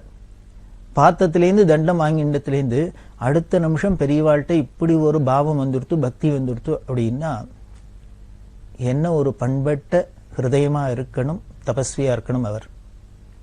அப்படி இருந்த இந்த மராட்டி சுவாமிகள் நித்தியம் பாத பூஜையெல்லாம் பண்ணியிருந்தார். அவர் தான் பெரியவாளுக்கு இப்போ கைங்கரியம் எல்லாம் பண்ணியிருந்தார். இன்னும் ரொம்ப ஆச்சரியமான விஷயமும் பெரியவா சொல்லியிருக்கா அவரை பத்தி சொல்றதே. இதுக்கப்புறம் 1929 மணலூர்பேட்டையில் இப்படி இருந்தா இல்லையா, இந்த யாத்திரையில் அப்படி பெரியவா போறதே பல க்ஷேத்திரங்களுக்கு போறாளே. அதுல 1932 திருப்பதிக்கு போனா. திருப்பதியில போய் மலை மேல பாலாஜியை போய் தரிசனம் பண்ணிட்டு, பெருமாளை தரிசனம் பண்ணிட்டு பெரியவா வரா. இவர் பெரியவாளோட வயசுல பெரியவர் இந்த மராட்டி சுவாமிகள். பெரியவா கிடுகிடுகிடுன்னு ஏறி போயிட்டா மேல, இவர் முள்ளதான் ஏறி போக முடிஞ்சது. பெரியவா கோவில்ல போய் தரிசனம் பண்ணிட்டு கோவில் வெளியில வந்தாச்சு. அப்பதான் இந்த மராட்டி சுவாமிகள் உள்ள போறார். கோவில் வாசல்ல பார்த்தோன்னு, அடடா சுவாமிகள் இப்பதான் வராரா, நம்மளோட உள்ள தரிசனம் இல்லையா அப்படின்னு கேட்டுட்டு என்ன பண்ணா, அந்த அதிகாரிகள்லாம் கூப்பிட்டு, இவர் என்னோட வந்திருக்கார் சுவாமிகள், அதனால இவரை உள்ள அழிச்சுன்னு போய் பெருமாளை தரிசனம் பண்ணி அழிச்சுன்னு வாங்கோ, நான் இங்க வெயிட் பண்றேன் அப்படின்னு. உடனே அவள்லாம் அவரை கூப்பிட்டா, வாங்கோ பெரியவா உத்தரவாருது, உங்களை உள்ள அழிச்சுன்னு போய் தரிசனம் பண்ண சொல்றா, வாங்கோ போய் அழிச்சுன்னு போய் தரிசனம் பண்ணிக்கிறோம் அப்படின்னு. அவர் கேட்டார், எதுக்கு அப்படின்னாரு. எதுக்கா? திருப்பதியில கோவில் வாசல்ல போயிட்டு உள்ள வாங்கோ தரிசனம் பண்ணுங்கன்னா எதுக்குன்னா, அவளுக்கெல்லாம் ஆச்சரியம் வந்து, இல்ல உள்ளன்னா இருக்கார் பெருமாள், அதனால தரிசனம் பண்ணும் அப்படின்னு. அதுக்கு மராட்டி சுவாமிகள் சொன்னார், பாலாஜியா உள்ளையா இருக்கு, இதோன்னா இருக்கு அப்படின்னு. பெரியவா இத்தாப்புல நின்று இருக்கா. அங்க என்ன இருக்கு உள்ள? இதோன்னா பெரியவா இருக்கா, இது என்ன பாலாஜி? அதனால அப்ப ஏன் இங்க வந்தேள் அப்படின்னா, பெரியவா ஏதோ மலை மேலே ஏறினா நானும் வந்தேன், பெரியவா கோவிலுக்கு போனா நானும் போறேன், பெரியவா கீழே இறங்கினா இறங்குவேன், அவ்வளவுதான். பெரியவா எங்க போறாளோ எங்க இருக்காளோ அங்கதான் போவேனே வழிய, அவளை பார்த்துட்டே இருக்கணும், அவ பின்னாலே இருக்கணும், அவ நிழல்ல இருக்கணும், இதுதான் லட்சியமே வழிய எனக்கு இதை தவிர வேற ஒன்றும் தெரியல. பெருமாளா இனிமே விஷ்ணுவா அம்பாளா எதை பத்தி எனக்கு தெரியாது. பெரியவா தான் சர்வமும், அவ வந்தா அதனால வந்தேன், அதனால நான் உள்ளெல்லாம் வரமாட்டேன், என்ன மன்னிச்சுங்கோ அப்படின்னர். பெரியவா சொன்னதுக்காக என்ன பண்ணார், பெரியவா வாக்கு தட்டப்படாதோ இல்லையோ, அதனால பெரியவாள்கிட்ட பிரார்த்தனை பண்ணிட்டார். இதுதான் பாலாஜி, பிரத்யட்சமா பாலாஜியை பார்த்துட்டு இருக்கேன் அப்படின்ட்டு பெரியவாளுக்கு நமஸ்காரம் பண்ணார், கீழே இறங்கிட்டார். எப்பேற்பட்ட மகான் தபஸ்வின்னு முன்னாலேயே சொன்னோம். அப்பேற்பட்டவர் திருப்பதி கோவில் வாசல்ல போய் உள்ளுக்குள்ள போய் தரிசனம் பண்ணாத வந்த ஒரே ஆளா இருக்கும்னா யாரா இருக்கும் உலகத்துலன்னா இந்த மராட்டி சுவாமிகளா தான் இருக்கும். அப்படின்னா பெரியவாளை எப்படி அவர் புரிஞ்சுன்னு இருக்கார் அப்படிங்கிறது நமக்கெல்லாம் புரியணும், அவ்வளவுதான். இந்த மணலூர்பேட்டை சாதுர்மாசியம் முடிஞ்சோன்னு பெரியவா விழுப்புரத்துக்கு வந்தா. விழுப்புரத்துல பெரியவாளோட அவதார ஸ்தலம், அங்கதான் பெரியவா அவதாரம் பண்ண அப்படின்னு பார்த்தோம். அந்த ஊர்லயே பிறந்து வளர்ந்து இருந்த ஒருத்தர் இன்னைக்கு சுவாமிகளா வர்றார் அப்படின்னா அந்த ஊர் ஜனங்களுக்கெல்லாம் எவ்வளவு பெருமையா இருக்கும். எல்லாருக்குமே பெரியவா பெரியவா நம்ம பெரியவா அப்படின்னு பெருமைன்னா கூட, இவர் எங்கூர் பெரியவா, எங்க ஊர்ல பிறந்தார், எங்க ஊர்ல வளர்ந்தார் அப்படின்னா அது ஒரு தனி சுவாதீனம், ஒரு பாந்தவியம், அன்போல்யோ. அது மாதிரி இந்த விழுப்புரமே கோலாகலமா பெரியவாளை வரவேற்றுது. அந்த விழுப்புரத்துக்கு அப்புறம் திண்டிவனம், திண்டிவனத்திலையும் பெரியவா இருந்திருக்கான்னு சொன்னோம். பெரியவா இந்த காமகோடி பீடத்துக்கு வரத்துக்கு முன்னால திண்டிவனத்திலேயும் தான் கலவைக்கு சன்னியாசாசனம் வேண்டாம். அப்படி திண்டிவனத்தெல்லாம் யாத்திரை பண்ணிட்டு தண்டலம்ங்கிற இடம், தண்டலத்துக்கு வந்தா. பக்தியில ஒவ்வொருத்தரோட பக்தியை பார்க்கிறோம். பிரகலாதன் சொல்றாரு நவவித பக்தி அப்படின்னு சொல்றார். அப்படி பக்தி பலவிதமா இருந்தா கூட அது அவளோட குணாதிசயங்களுக்கு ஏத்தாப்புல அந்த பக்தியும் இருக்கு. ஆனாலும் எல்லாமே அழகா இருக்கு, எந்த விதமான பக்தி பண்ணினாலும் அழகா தானே இருக்கு. அப்படி இந்த தண்டலத்துல ஒரு பக்தர், இவர் ஆடு மாடு மேய்ச்சிருக்கிற இடையர். அந்த ஊருக்கு பெரியவா பேருக்கா, எல்லாரும் ஊர் ஜனங்கள்லாம் பாக்குறாப்புல இவரும் பார்த்தார். இவர் பார்த்தவர் பெரியவாளை என்னன்னு தெரியல, ஒரு ஆகர்ஷணம், ஈர்ப்பு. இதெல்லாம் என்னன்னு சொல்றது, காரணம் என்ன சொல்றது, ஜென்ம ஜென்மாந்திர தொடர்பு இருந்தா தான் அப்படி முடியுமே வழிய. பெரியவாளோட தம்பி சிவன் சார்னு பெரிய மகான், பெரியவாளே இவர் மகான் அப்படின்னு சொல்லியிருக்கா. அந்த சிவன் சார் ஞான நிஷ்டராகவே இருந்திருந்தார். அவர்கிட்ட ஒருத்தர் வந்து லக்ஷ்மி நாராயணன், அவருக்கு முன்னால தெரியாது, அவரோட ஃப்ரெண்டு மூலியமா இன்ட்ரடக்ஷன் மூலியமா வந்தவர் சிவன் சார்ட்டே ரொம்ப ஈடுபட்டு அங்கேயே இருந்தார்.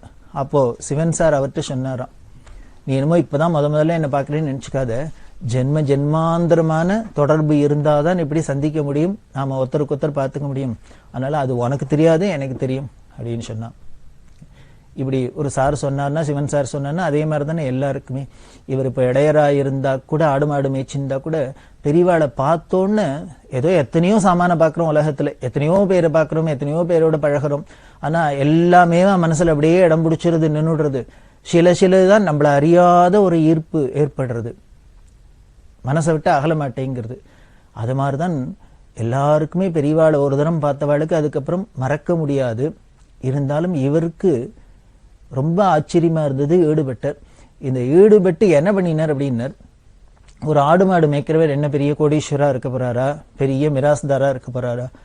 அவருக்குன்னு ஏதோ துளி நிலம் இருந்திருக்கு, அந்த நிலத்தை வித்தர், அந்த பணத்தெல்லாம் கொண்டு வந்து பெரியவாள்கிட்ட அர்ப்பணம் பண்ணினார். ஏன் இவர் இப்படி பண்ணணும் அப்படின்னா, அவர் வந்து பாக்குறதே ஒருத்தர் தட்டு தட்டா பழத்தை எடுத்துன்னு வரா, அதை கொன்றா இதை கொன்றா என்ன இல்லாம கொன்றா. இவர் நினைச்சுட்டார், ஓ இந்த சுவாமிகளை பார்க்கணும்னா பெரியவாள்கிட்ட போனா இது மாதிரி எல்லாம் எடுத்துன்னு போகணும் போல இருக்கு அப்படின்னு. ஆனா இவர்கிட்ட ஒண்ணும் இல்லையே அப்படிங்கிற தாபம். ஆனாலும் என்னமோ கொடுக்கணும்னு ஆசையா இருக்கு, என்ன பண்றதுன்னு தெரியல. தங்கிட்ட இருந்தது ஒரே சோர்ஸ் தான், அதனால அந்த நிலத்தை வித்தர் அந்த பணத்தை கொண்டு பெரியவாள்கிட்ட அர்ப்பணம் பண்ணார். பெரியவா ஆன மட்டும் சொன்னா வாங்கிக்க மாட்டேன், நீ அப்படி பண்ணப்படாதுன்னு.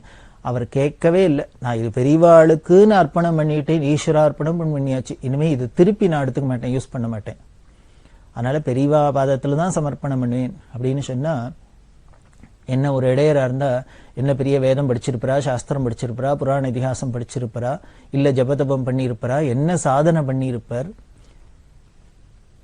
பெரியவாளை பார்த்தோன்னு இப்படி ஒரு மனோபாவம் வருது, பக்தி வருது அப்படின்னா, இது நிஜமாவே ஜென்மாந்தர சுகிருதம் இல்லாத வேற எதுன்னு காரணம் சொல்ல முடியும். அவர் அப்படி தன்னோட அத்தனை உடமையும்னா அர்ப்பணம் பண்றார்.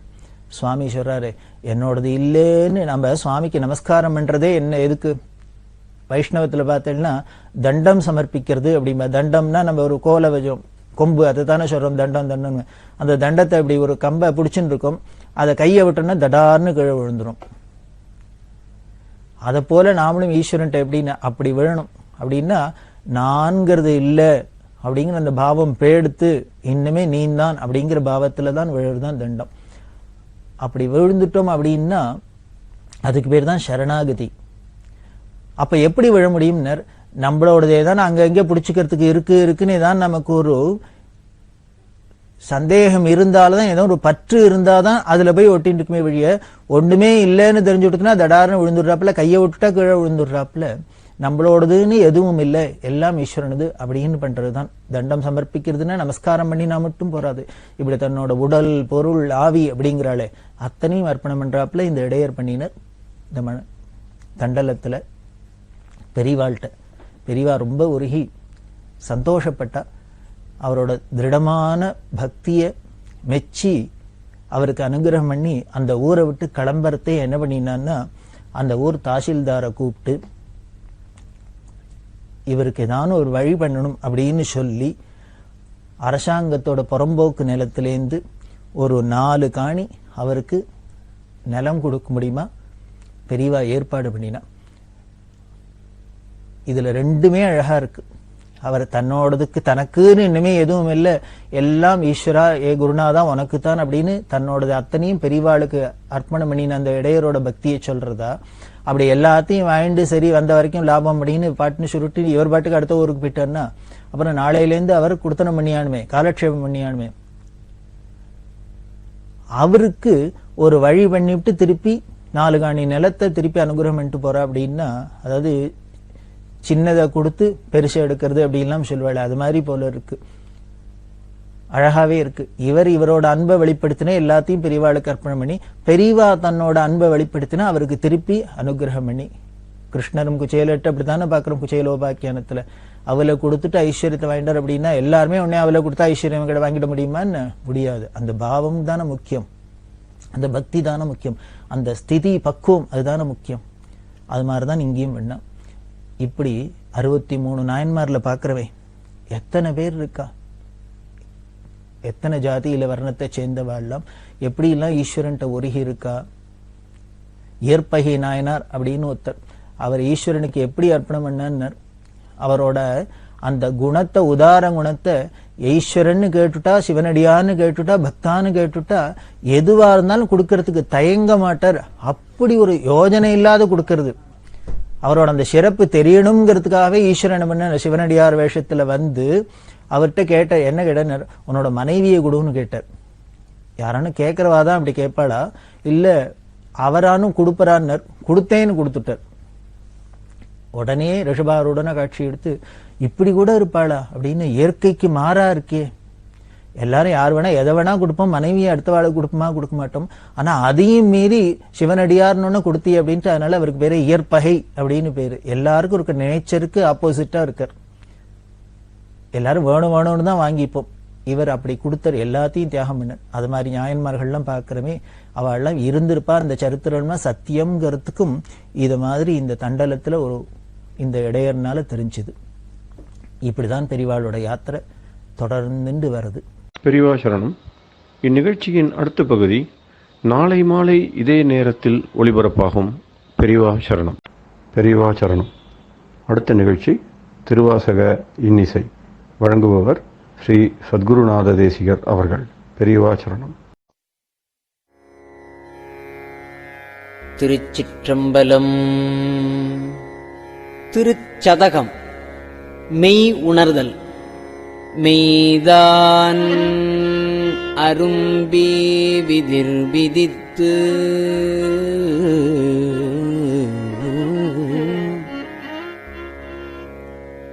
உன் விரையார் கழற்கு என் கைதான் தலை வைத்து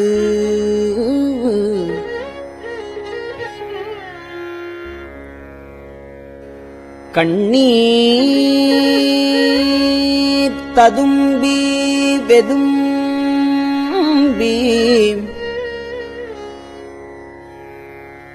உள்ளம் பொய்தான் தவிர்ந்து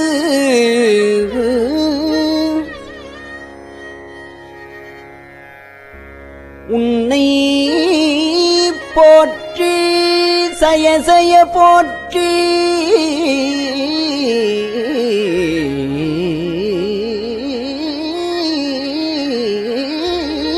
என்னும் கைதான் நெகிழவிடேன் உடையாய் என்னை கண்டுகொள்ளே.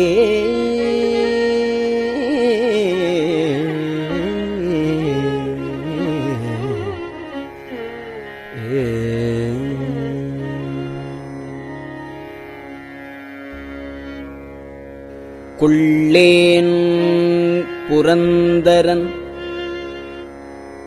மால்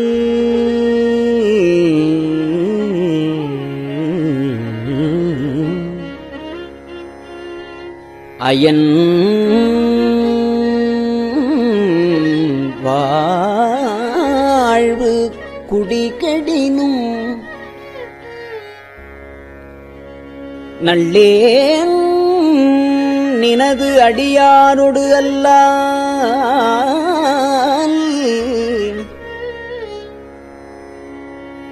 நரகம் புகினும்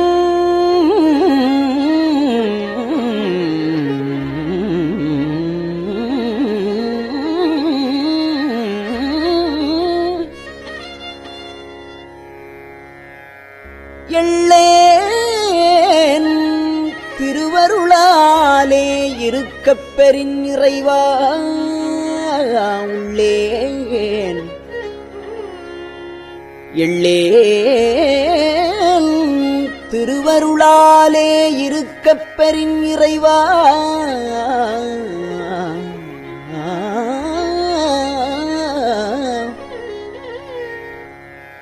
இல்லேன் பிற தெய்வம் உன்னையல்லாது எங்கள் உத்தமனே.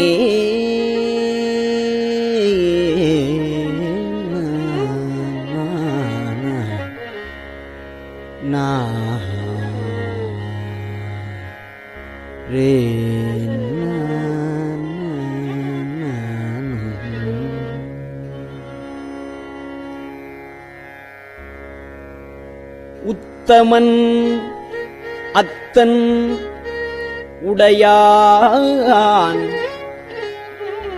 அடியே நினைந்து உருகி மத்த மனத்தொடு மால் இவன் என்ன மனநினைவில் ஒத்தன ஒத்தன சொல்லிட ஊரூர் திரிந்து எவரும்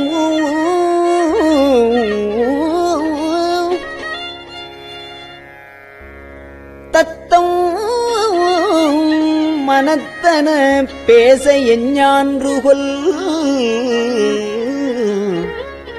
சாவதுவே.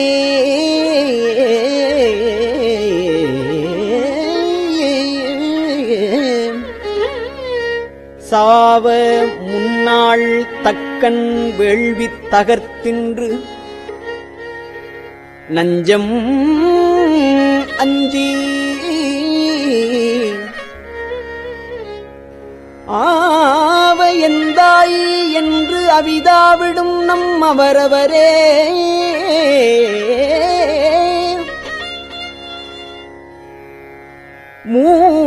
மூவரென்றே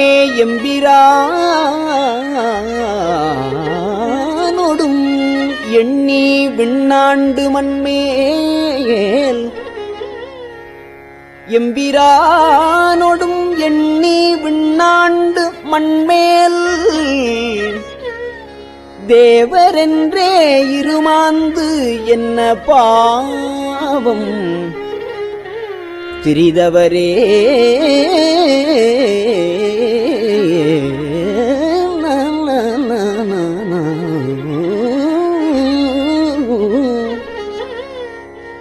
தவமே புரிந்திலன் தன்மலர் இட்டு முட்டாது இறைஞ்சேன்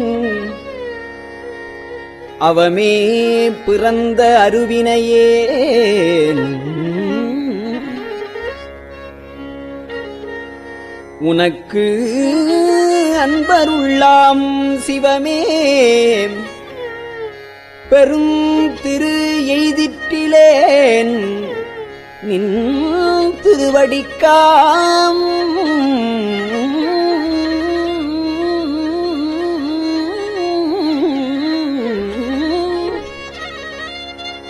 நின் திருவடிக்காம் பவமே அருளுகண்டாய் அடியேற்கு எம் பரம்பரனே.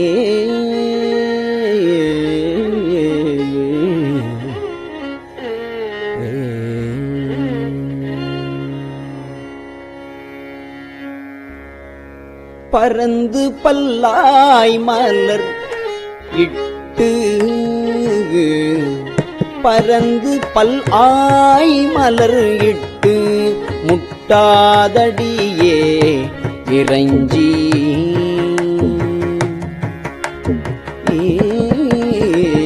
பரந்து பல்லாய் மலர் இட்டு முட்டாது அடியே இறைஞ்சி இறந்த எல்லாம் எமக்கே பெறலாம் என்னும் அன்பருள்ளம் கரந்து நில்லா கள்வனே கரந்து நில்லா கள்வனே நின்றன் வார்கடற்கு அன்பனுக்கு நிரந்தரமாய் அருளாய் நிரந்தரமாய் அருளாய் நின்னை ஏத்த முழுவதுமே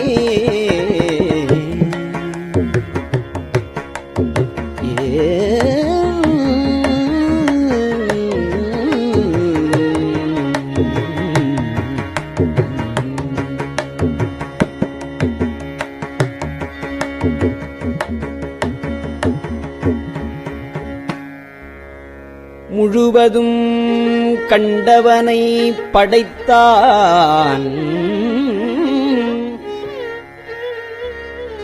முடிசாய்த்து முன்னாள் செழுமலர் கொண்டு ஏங்கும் முழுவதும் கண்டவனை படைத்தான் முடிசாய்த்து முன்னாள் செழுமலர் கொண்டு எங்கும் தேட அப்பாலன் இப்பால் எம்பிரான்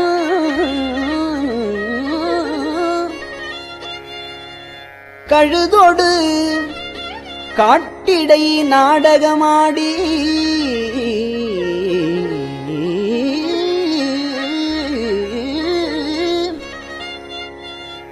கதியிலியாய் உழுவையின் தோலுடுத்து உன்மத்தம் மேல் கொண்டு உழிதருமே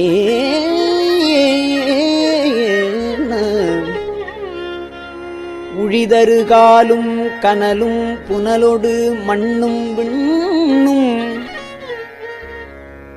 இழிதரு காலம் எக்காலம்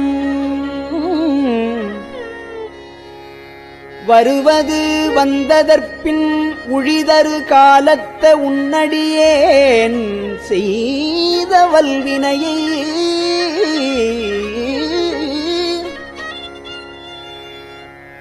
கழிதரு காலமும் மாயவை காத்து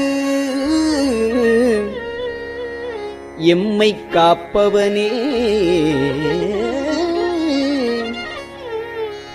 பவன் எம்பிரான்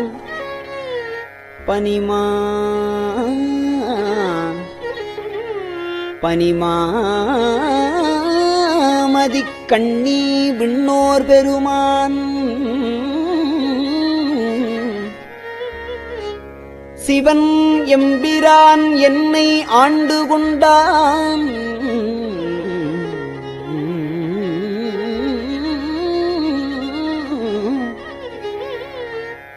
என் சிறுமை கண்டும் அவன் எம்பிரான் என்ன நான் அடியேன் என்னை இப்பரிசே புவன் எம்பிரான் தெரியும் பரிசு ஆவது இயம்புகவே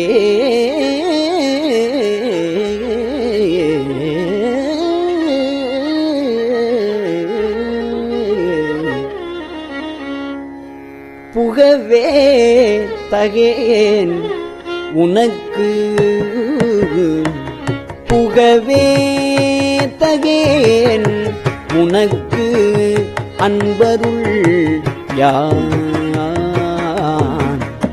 என் பொல்லாமணியே புகவே தகேன் உனக்கு அன்பருள் யான் என் பொல்லாமணியே தகவே என்னை உனக்கு ஆட்கொண்ட தன்மை எப்புண்மையரை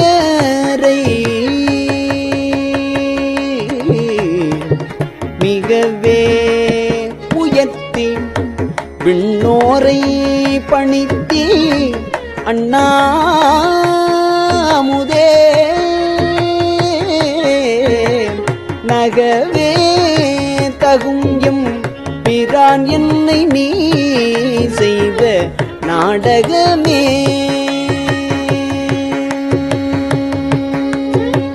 நகவே தகும் எம்பிரான் என்னை நீ செய்த நாடகமே.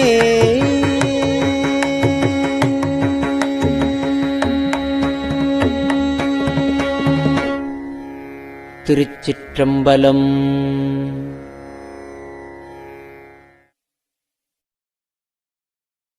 பெரியவா சரணம். இந்நிகழ்ச்சியின் அடுத்த பகுதி நாளை மாலை இதே நேரத்தில் ஒளிபரப்பாகும். பெரியவா சரணம். பெரியவா சரணம். பெரியவா வானொலியின் இன்றைய நிகழ்ச்சிகளின் நிறைவாக திருப்பொன்னூசல் வழங்குபவர் சத்குருநாத தேசிகர் அவர்கள். பெரியவா சரணம். திருச்சிற்றம்பலம். திருப்பொன்னூசல். கோலவரை குடுமி வந்து குவலயத்து சால அமுதுண்டு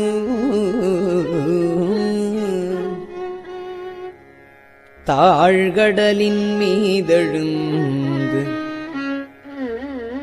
ஞாலம் மிக பரிமேற்கொண்டு நமையாண்டான் சீலம் திகழும் திரு உத்தரகோசமங்கை மாலுக்கு அரியானை வாயார நாம் பாடி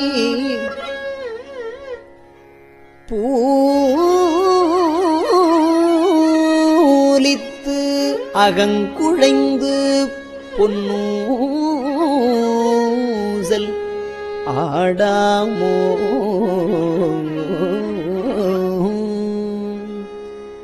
திருச்சிற்றம்பலம். கஞ்சிவய காமாட்சி தன் குழந்தாய் சங்கரரே. கஞ்சிவய காமாட்சி தன் குழந்தாய் சங்கரரே. குரு சந்திரசேகரரே உறங்கிடுவீர்களே உறங்கிடுவீர்களே.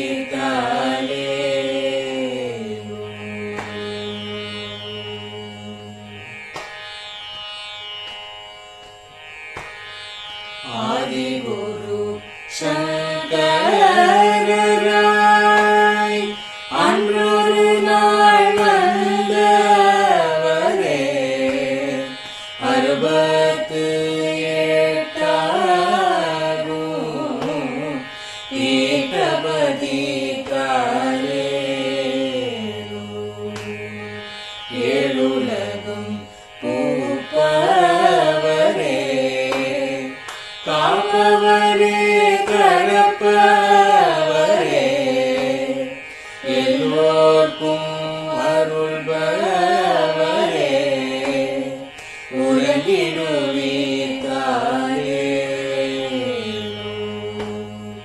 அயனுடனே மாலவனோ தேடிய பொற்பதத்தவரே அருமறைகள் சாற்றும் முயல் மலர்பதமே காலே. முக்தி நிலை எய்திடவே சக்தி தரும் சத்குருவே. முக்தி நிலை எய்திடவே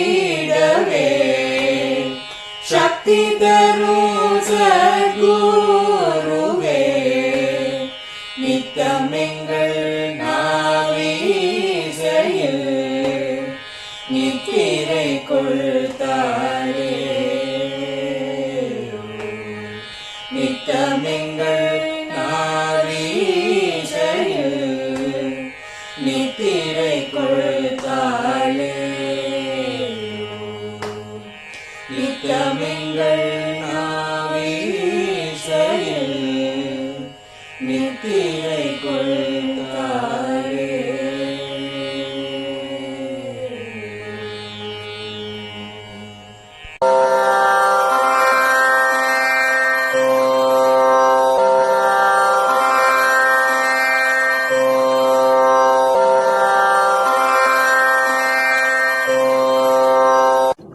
பெரியவாசரணம். பெரியவா வானொலியின் மாலை நிகழ்ச்சிகள் இத்துடன் நிறைவடைகின்றன. எமது அடுத்த ஒளிபரப்பு நாளை காலை இந்திய நேரப்படி 6 மணிக்கு துவங்கும். பெரியவாசரணம்.